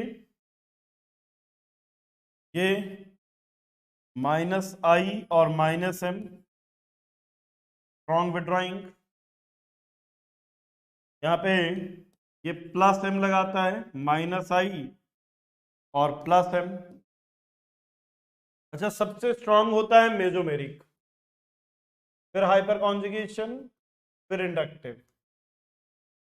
तो यहाँ पे ओवरऑल डोनेटिंग हैलोजन केवल ऐसे हैं, केवल हैलोजन ऐसे हैं जिनमें इंडक्टिव ज्यादा स्ट्रांग होता है मेसोमेरिक से। तो -i और +m, बट ये खींचेगा, और यहाँ पे कुछ भी नहीं, ना खींचेगा ना डोनेट करेगा।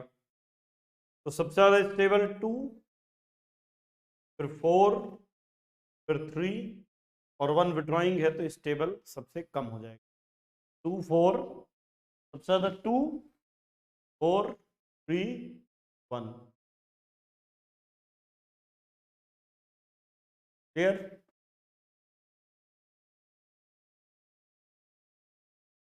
नेक्स्ट देखिए,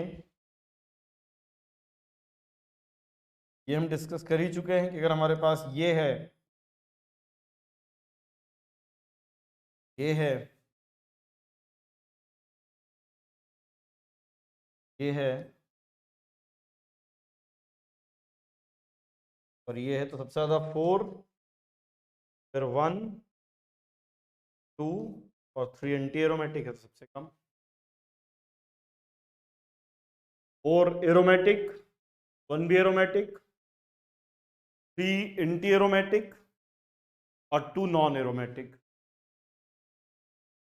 तो 3 सबसे अनस्टेबल।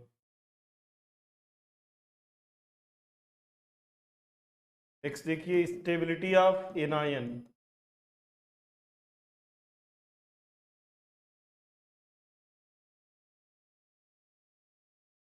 ये है,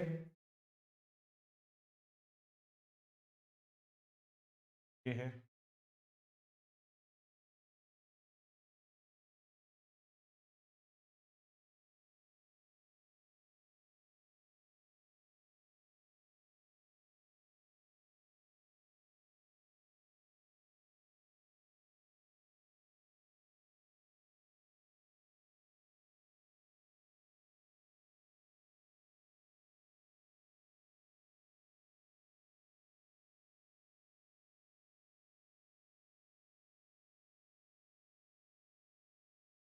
अब देखिए यहाँ पे इस बार रेजोनेंस है, बट एनायन 2 डिग्री है, एनायन केटायन के जस्ट अपोजिट है। यहां पर भी रेजोनेंस है, 1 डिग्री है, या -i। इसका मतलब ये हुआ कि 3 लीस्ट होगा, 1 और 2 में देखें तो दोनों में रेजोनेंस है, लेकिन 1 डिग्री है ज्यादा स्टेबल। यहां पर रेजोनेंस है, यहां पर भी रेजोनेंस है, यहां पर भी रेजोनेंस। जितना ज्यादा रेजोनेंस उतनी ज्यादा स्टेबिलिटी, रेजोनेंस तीनों में इक्वल है। लेकिन यहां पर रेजोनेंस करके कार्बन पर जाएगा, यहां ऑक्सीजन पर और यहां नाइट्रोजन पर। जब सेकेंड में रेजोनेंस होगा, नेगेटिव चार्ज रेजोनेंस करके मोर इलेक्ट्रोनेगेटिव एटम पे जा रहा है, इसलिए सबसे ज्यादा स्टेबिलिटी 2, फिर 3, फिर 1। देखिए, जब यहां पर रेजोनेंस होगा तो ज्यादा रेजोनेंस है, एक्सटेंडेड, यहां पे कम, और यहां रेजोनेंस ही नहीं है। तो जितना ज्यादा रेजोनेंस उतनी ज्यादा।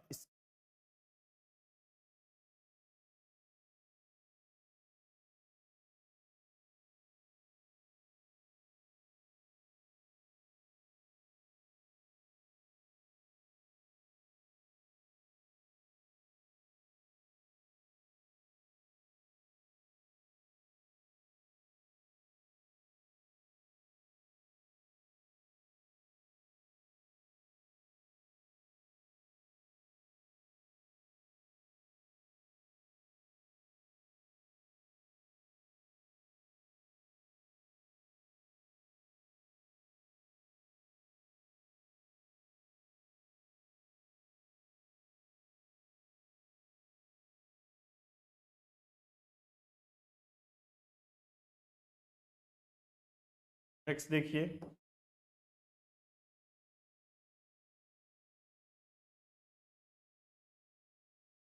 फिर ए बी सी और डी,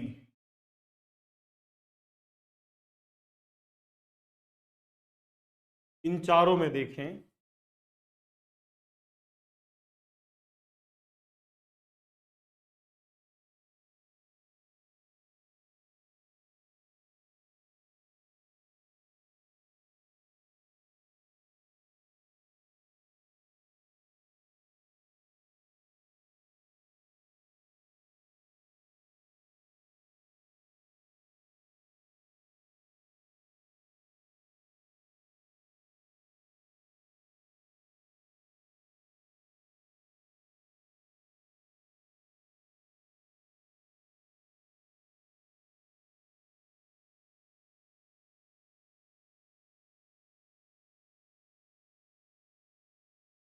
देखिए, अगर ए पर हाइड्रो नेगेटिव चार्ज हो, बी पर, सी पर और डी पर, तो जब बी पर नेगेटिव चार्ज होगा दो साइड से रेजोनेंस करेगा, सबसे ज्यादा स्टेबल।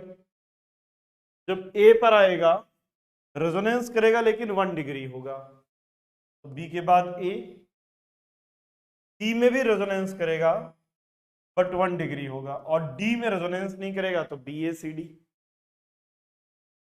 यहां पर देखिए ये NO2 माइनस आई और माइनस एम लगाएगा, strong withdrawing, minus I and plus M strong donating, ये reference minus I and plus M weak withdrawing. जितने ज्यादा विड्रॉइंग होंगे उतनी ज्यादा स्टेबिलिटी, सबसे ज्यादा 1, फिर 4, 3, 2, डोनेटिंग ग्रुप कार्बन आयन की स्टेबिलिटी को कम करते हैं। यहां पर क्लोरीन में कार्बन के पास नेगेटिव चार्ज, क्लोरीन के पास वैकेंट ऑर्बिटल, तो यहां पर बैक बॉन्डिंग हो जाएगी, डी ऑर्बिटल रेजोनेंस हो जाएगा, बैक बॉन्डिंग या डी ऑर्बिटल रेजोनेंस होगा, जबकि इसमें डी ऑर्बिटल रेजोनेंस नहीं होगा। तो इसलिए ये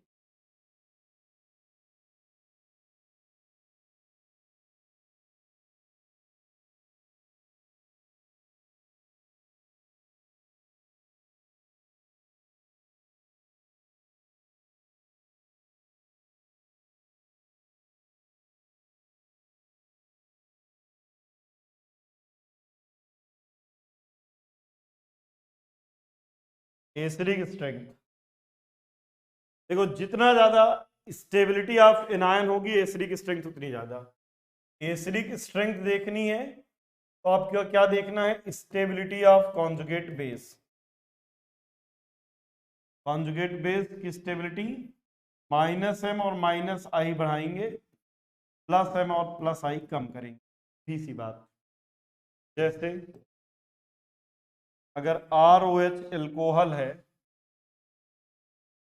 C2H5OH एल्कोहल, फिनॉल,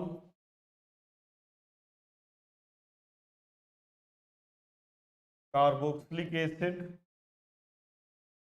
और सल्फोनिक एसिड, इन चारों में अगर ये देखना है सबसे ज्यादा एसिडिक कौन सा होगा, है ना। देखिए कैसे चेक करेंगे एसिडिक स्ट्रेंथ, ये C2H5O नेगेटिव है,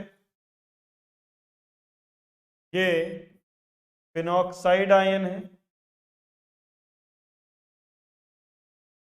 ये RCOO नेगेटिव और ये RSO3O नेगेटिव। जिसमें जितना ज्यादा रेजोनेंस उतनी ज्यादा एसिडिक स्ट्रेंथ, उतनी ज्यादा स्टेबिलिटी। यहां पर रेजोनेंस नहीं है, यहां पर 5 रेजोनेटिंग स्ट्रक्चर बनेंगे। रेजोनेंस तो है बट जब रेजोनेंस होगा तो इलेक्ट्रॉन रेजोनेंस करके नेगेटिव चार्ज कार्बन पर जाएगा, नेगेटिव चार्ज कार्बन यानी लेस इलेक्ट्रोनेगेटिव पे जाएगा। यहां पर रेजोनेंस होगा तो negative ion more electronegative oxygen से मोर इलेक्ट्रोनेगेटिव ऑक्सीजन पर जाएगा। यहां पर 2 इक्विवेलेंट रेजोनेटिंग स्ट्रक्चर बनते हैं, और ध्यान रखिएगा equivalent resonating structure more effective है। यहां पर 3 इक्विवेलेंट रेजोनेटिंग स्ट्रक्चर बनेंगे। और यही रीजन है, इनमें सबसे ज्यादा एसिडिक सल्फोनिक, फिर कार्बोक्सिलिक, फिर फिनॉल और फिर एसिड। और एग्जांपल देखिए,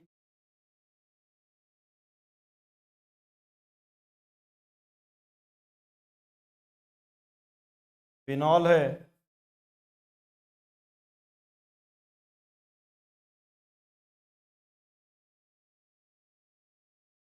पैरानाइट्रोफिनॉल,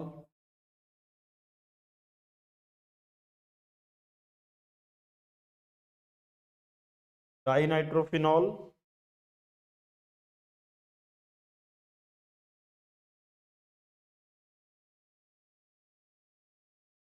ट्राइनाइट्रोफिनॉल। इन तीनों में अगर देखें तो जितने ज्यादा इलेक्ट्रॉन विड्रॉइंग ग्रुप होंगे उतनी ज्यादा एसिडिक स्ट्रेंथ। यहाँ पर 3 विड्रॉइंग, 2 और 1।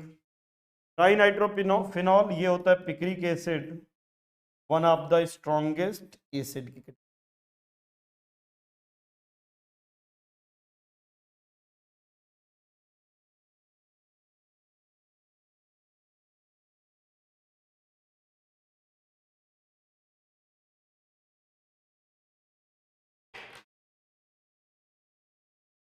नेक्स्ट,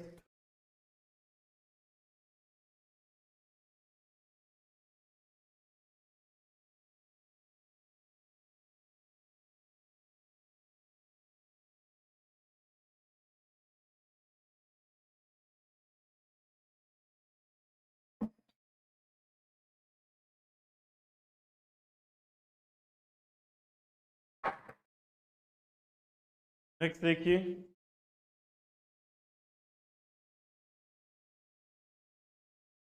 फिर हमारे पास पैरानाइट्रोफिनॉल है,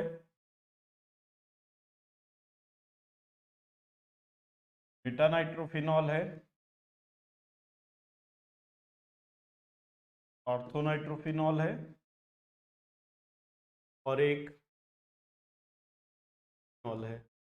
इन चारों में अगर एसिडिक स्ट्रेंथ देखनी जाए, है ना, देखिएगा जरा यहाँ पे, ये -I -M लगाएगा, मेटा पे केवल इंडक्टिव लगता है -I, यहाँ पे -I और -M, और ये रेफरेंस। इतने ज्यादा इलेक्ट्रॉन विड्रॉइंग ग्रुप उतनी ज्यादा एसिडिक स्ट्रेंथ। यहाँ पे -I और -M के कारण खींचेगा, ज्यादा खींचेगा, यहाँ भी ज्यादा खींचेगा, यहाँ -I के कारण कम, और वहां तो कुछ भी। एक बात तो क्लियर है कि जो सबसे कम एसिडिक है वो 4 है, 4 के बाद ये वाला 2 वाला। नाउ क्वेश्चन इज कि सर 1 और 3 में ज्यादा एसिडिक कौन होगा? मेसोमेरिक डिस्टेंस इंडिपेंडेंट है, दोनों में इक्वल लगेगा।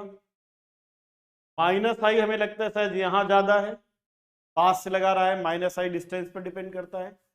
लेकिन ये 1 और 2 में एक्सपेक्टेड था, 1 और 3 में एक्सपेक्टेड था 3 ज्यादा एसिडिक होना, बट 1 की एसिडिक स्ट्रेंथ 3 से ज्यादा हो जाती, इसलिए करेक्ट सीक्वेंस पहले पैरा मिलता है, पहले पैरा, फिर आर्थो, फिर मेटा, और फिर फिनॉल।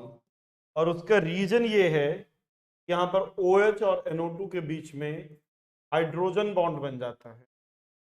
तो अब हाइड्रोजन निकलने के लिए ऑर्थो इफेक्ट नहीं है, हाइड्रोजन बॉन्ड बन गया, तो पहले हाइड्रोजन बॉन्ड टूटेगा फिर निकलेगा, इसलिए ऐसा हो। और देखिए, यही नहीं, अभी और देखिए, अगर ये है पैरानाइट्रोफिनॉल, OMe, OH, Cl और OH। अब इन देखिए चारों में -I -M -I +M -I +M, but withdrawing, strong donating, strong withdrawing difference सबसे ज्यादा 1, फिर 3, 4 और 2। डोनेटिंग वाला तो एसिडिक स्ट्रेंथ को कम करेगा।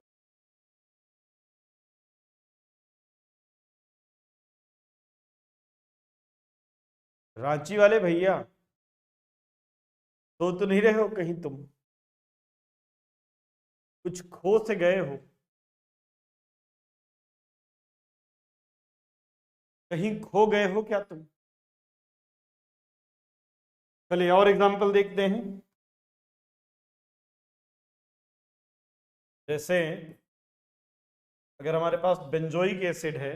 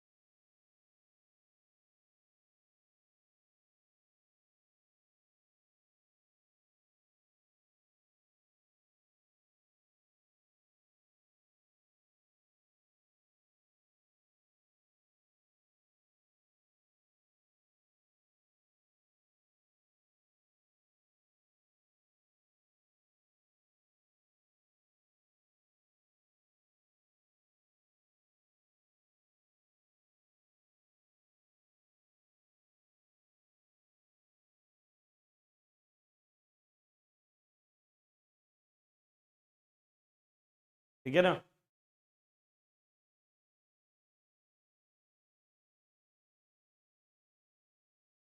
चलो देखो, ये 3 मॉलिक्यूल है। अब यहां पे क्या लगता है यार कि ये CH3 डोनेटिंग है, और अगर कोई डोनेटिंग ग्रुप लगा है तो डोनेटिंग ग्रुप लगने पर एसिडिक स्ट्रेंथ बढ़नी चाहिए, घटनी चाहिए थी, है ना?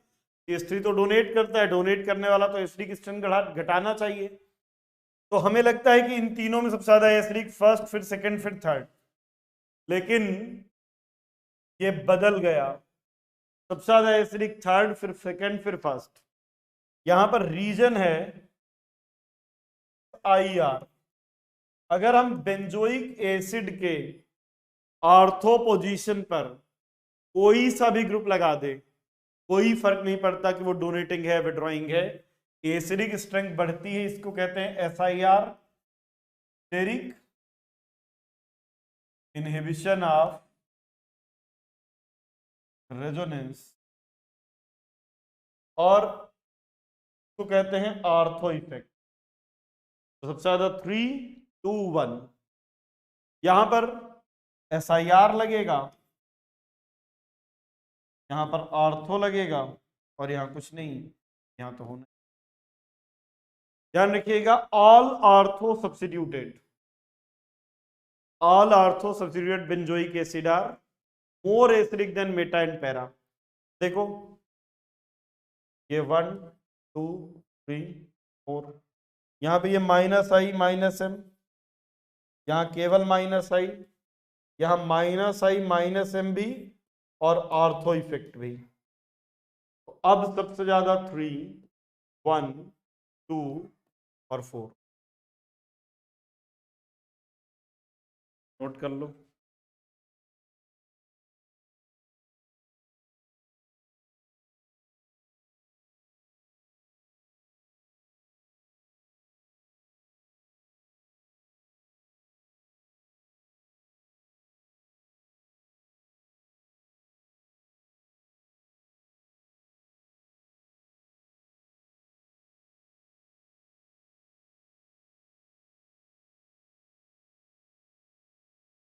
थ्री, फिर 1, फिर 2 और फिर 4।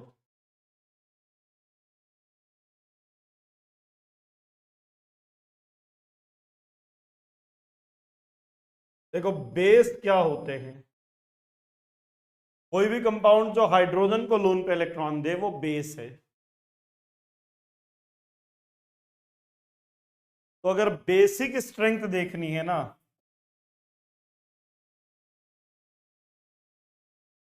तो directly proportional to lone pair donating tendency देखना। और ध्यान रखिएगा, जब भी कभी लोन पेयर रेजोनेंस में इन्वॉल्व है lone pair involve in resonance, तो उसकी बेसिक स्ट्रेंथ कम हो जाएगी। अब देखो, अगर इलेक्ट्रॉन डोनेटिंग ग्रुप है तो बेसिक स्ट्रेंथ बढ़ाएंगे, इलेक्ट्रॉन विड्रॉइंग ग्रुप है तो बेसिक स्ट्रेंथ कम करेंगे।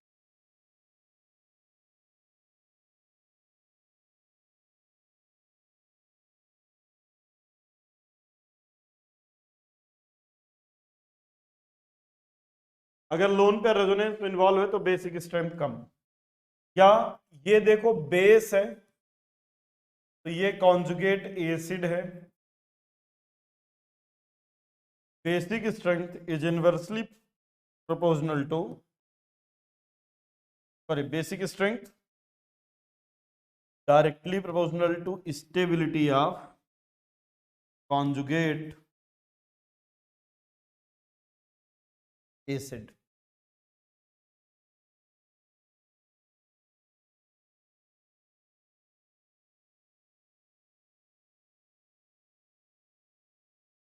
जैसे एग्जांपल देखो, अगर हमारे पास अमोनिया है, H3NH2 है, 3NH है और टर्सरी अमीन है, 3 डिग्री, 2 डिग्री, 1 डिग्री और 0 डिग्री। अब इन चारों में देखा जाए कि सबसे ज्यादा बेसिक कौन सा होगा। तो अगर मैं इलेक्ट्रॉन डेंसिटी देखूं तो मुझे क्या लगेगा, आप कहेंगे सर देखिए यहाँ पे 3 डोनेटिंग है, यहाँ पर 2 हैं, यहाँ पर 1 है, यहाँ पर 1 भी नहीं। तो इसलिए सर सबसे ज्यादा होना चाहिए 3 डिग्री, फिर 2 डिग्री, फिर 1 डिग्री, फिर 0 degree. But electron density is one of the factor. एक फैक्टर और है सॉल्वेशन एनर्जी। बताइए इसमें कितने हाइड्रोजन है? 3। जब ये H प्रोटॉन लेगा तो ये बनाएगा NH4 पॉजिटिव, जब ये लेगा तो ये बनाएगा NH3 पॉजिटिव, ये बनाएगा CH3NH2 CH3 पॉजिटिव और ये बनाएगा CH3 whole thrice NH positive. आपको क्या लगता है इन चारों में 0 डिग्री में, 1 डिग्री में, 2 डिग्री में, 3 डिग्री में वाटर के साथ सबसे ज्यादा हाइड्रोजन बॉन्ड कौन बनाएगा? तो जितने ज्यादा हाइड्रोजन बॉन्ड बनाएगा उतनी ज्यादा, जितने ज्यादा हाइड्रोजन होंगे उतने ज्यादा हाइड्रोजन बॉन्ड, और जितने ज्यादा हाइड्रोजन बॉन्ड बनाएगा उतनी ज्यादा एनर्जी रिलीज होगी हाइड्रेशन में। देखो यहां पर 4 हाइड्रोजन है, यहां पर 3 है, यहां पर 2 है और एक यहां पर 1 ही। तो हाइड्रेशन एनर्जी सबसे ज्यादा इसकी। अब जिसकी हाइड्रेशन एनर्जी ज्यादा होगी मतलब उसने ज्यादा एनर्जी रिलीज कर दी, ज्यादा एनर्जी रिलीज कर दी यानी ज्यादा स्टेबल होगी। तो इलेक्ट्रॉन डेंसिटी का फैक्टर कहता है सबसे ज्यादा बेसिक होना चाहिए 3 डिग्री, और हाइड्रेशन एनर्जी का फैक्टर कहता है कि सबसे ज्यादा स्टेबल केटायन इसका है 0 डिग्री का, तो जिसका केटायन ज्यादा स्टेबल वो ज्यादा बेसिक होना चाहिए। तो ये कहता है इलेक्ट्रॉन डेंसिटी की पहले आप, हाइड्रेशन एनर्जी कहती है कि पहले आप जाइए, आपकी बेसिक स्ट्रेंथ ज्यादा है 0 डिग्री की। एक्चुअल में ना ये ज्यादा बेसिक है ना ये ज्यादा बेसिक, दोनों में से सबसे ज्यादा बेसिक हो जाएगा 2 डिग्री। तो अगर मिथाइल लगा है नाइट्रोजन से तो 2130, और अगर इथाइल लगा है तो यही सीक्वेंस 2310 हो जाता है। 2 डिग्री सबसे ज्यादा, 3 डिग्री, 0 डिग्री सबसे कम। और अगर गैसियस स्टेट होती, सॉल्वेंट होता ही नहीं, केवल तब 3 डिग्री, 2 डिग्री, 1 डिग्री, 0 डिग्री। 2130 2310, इसको अच्छे से याद कर लो। ऐसे ही याद कर लेना जैसे आप होते ना, कुछ फोन नंबर होते हैं जो फोन नंबर आपको हमेशा याद रहते हैं, होता है ना कोई एक आध नंबर ऐसा नहीं, होता है ना, मम्मी का नंबर, पापा का, याद रहता है ना सबको, कभी फंस जाए कहीं लगा लें। चलो, हाँ भैया अभी थैंक यू कहाँ, अभी तो बचा हुआ है। तो ध्यान रखना है ये। चलिए और एग्जांपल लेते हैं। जैसे H3 H2 NH2 है, H3 H2 H3 CH double bond NH और CH3CN। इन तीनों में अगर देखा जाए सबसे ज्यादा बेसिक कौन होगा?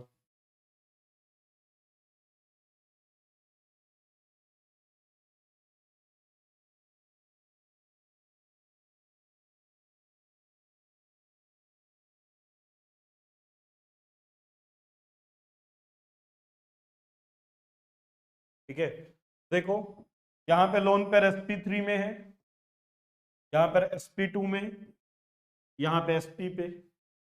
जितने ज्यादा इलेक्ट्रोनेगेटिव एटम पर लोन पेयर होगा, ठीक है, जितने ज्यादा इलेक्ट्रोनेगेटिव एटम पर लोन पेयर होगा उतना ज्यादा इलेक्ट्रोनेगेटिविटी। इलेक्ट्रोनेगेटिव एटम पर अगर लोन पेयर है तो उसकी लोन पेयर डोनेट करने की टेंडेंसी कम। इन तीनों में सबसे ज्यादा बेसिक फर्स्ट हो जाएगा।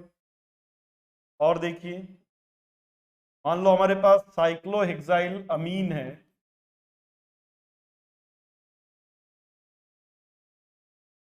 एनिलीन है,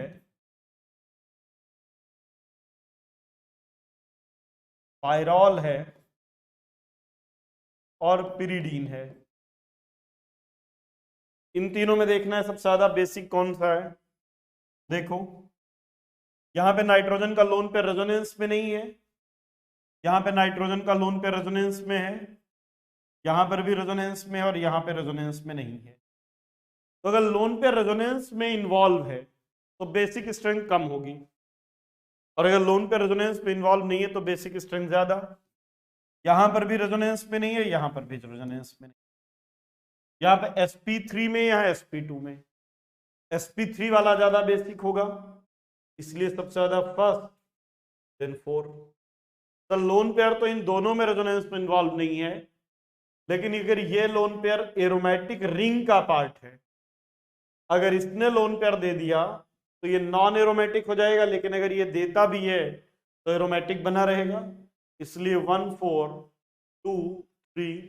ध्यान रखिएगा, pyrrole one of the weakest base है, क्योंकि अगर पायरॉल ने अपना लोन पेयर दिया, अब ये एरोमेटिक नहीं है, अभी एरोमेटिक था, अब नॉन एरोमेटिक हो।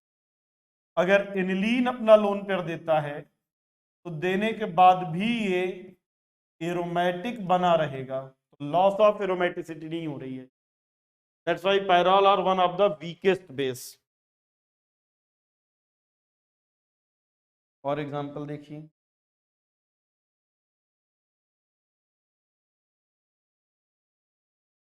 अगर एनिलीन पर इलेक्ट्रॉन विड्रॉइंग ग्रुप लगाएं,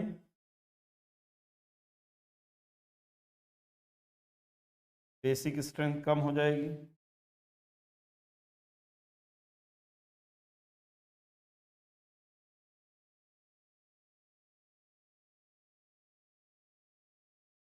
देखो जितने ज्यादा विड्रॉइंग ग्रुप, बेसिक स्ट्रेंथ उतनी ही कम। सबसे ज्यादा 2 डोनेटिंग, फिर 4 3 और 1 स्ट्रॉन्ग विड्रॉइंग, बेसिक स्ट्रेंथ सबसे कम हो जाएगी। ठीक है, यहाँ पे ये -I-M strong withdrawing, strong donating, weak withdrawing, और ये हो गया रेफरेंस। नोट कीजिए इसको।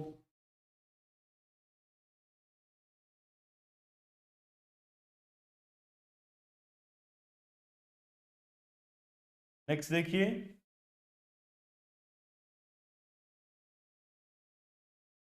ये होता है इमाइन, ये है एमिडीन,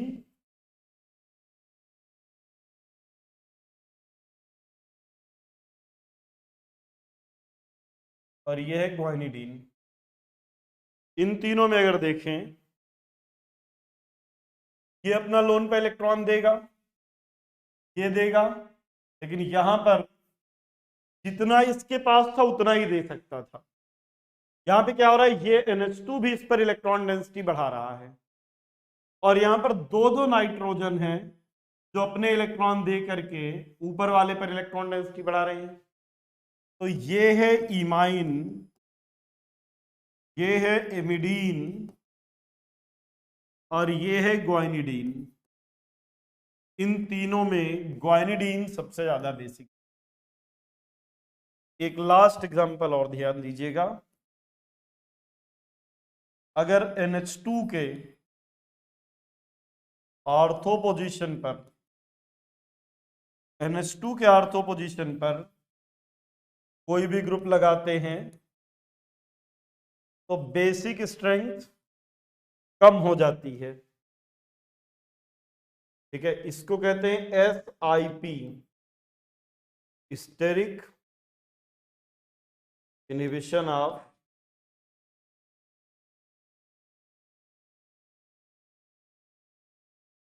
प्रोटोनेशन। देखो SIP होता क्या है, अगर हम, भाई बेस है जो हाइड्रोजन को इलेक्ट्रॉन पेयर दे, 2 मिनट और है ना। अब अगर मैं ऑर्थो पोजीशन पर कोई भी ग्रुप लगा दूंगा तो हाइड्रोजन यहां तक पहुंचेगा ही नहीं क्राउडिंग के कारण, इसलिए एनिलीन के ऑर्थो पोजीशन पर कोई भी ग्रुप लगाओगे तो बेसिक स्ट्रेंथ बढ़ेगी नहीं बल्कि घट जाएगी। इसलिए सबसे ज्यादा फर्स्ट, सेकंड और थर्ड। लास्ट एग्जांपल, बस इसी के साथ मैं खत्म कर दूंगा। NH2 पर ऑर्थो इफेक्ट और SIR नहीं लगता, लेकिन NMe2 पर ऑर्थो इफेक्ट और SIR लगेगा क्योंकि ये बल्कि हैं।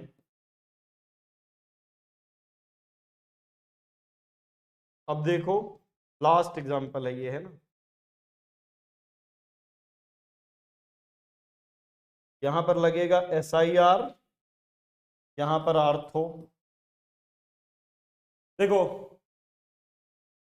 ऑर्थो इफेक्ट के कारण यहां पर नाइट्रोजन का लोन पेयर रिंग के साथ रेजोनेंस करेगा, यहां पर SIR लगने के कारण, SIR क्या होता है, जिस ग्रुप पर लगता है ना वो अपना प्लेन चेंज कर लेता है, और जब प्लेन चेंज कर लेगा तो नाइट्रोजन का लोन पेयर रेजोनेंस नहीं करेगा। यहां पे नाइट्रोजन का लोन पेयर रेजोनेंस करेगा, यहां पर ऑर्थो में रेजोनेंस डिक्रीज होगा, और यहां रेजोनेंस करेगा ही नहीं।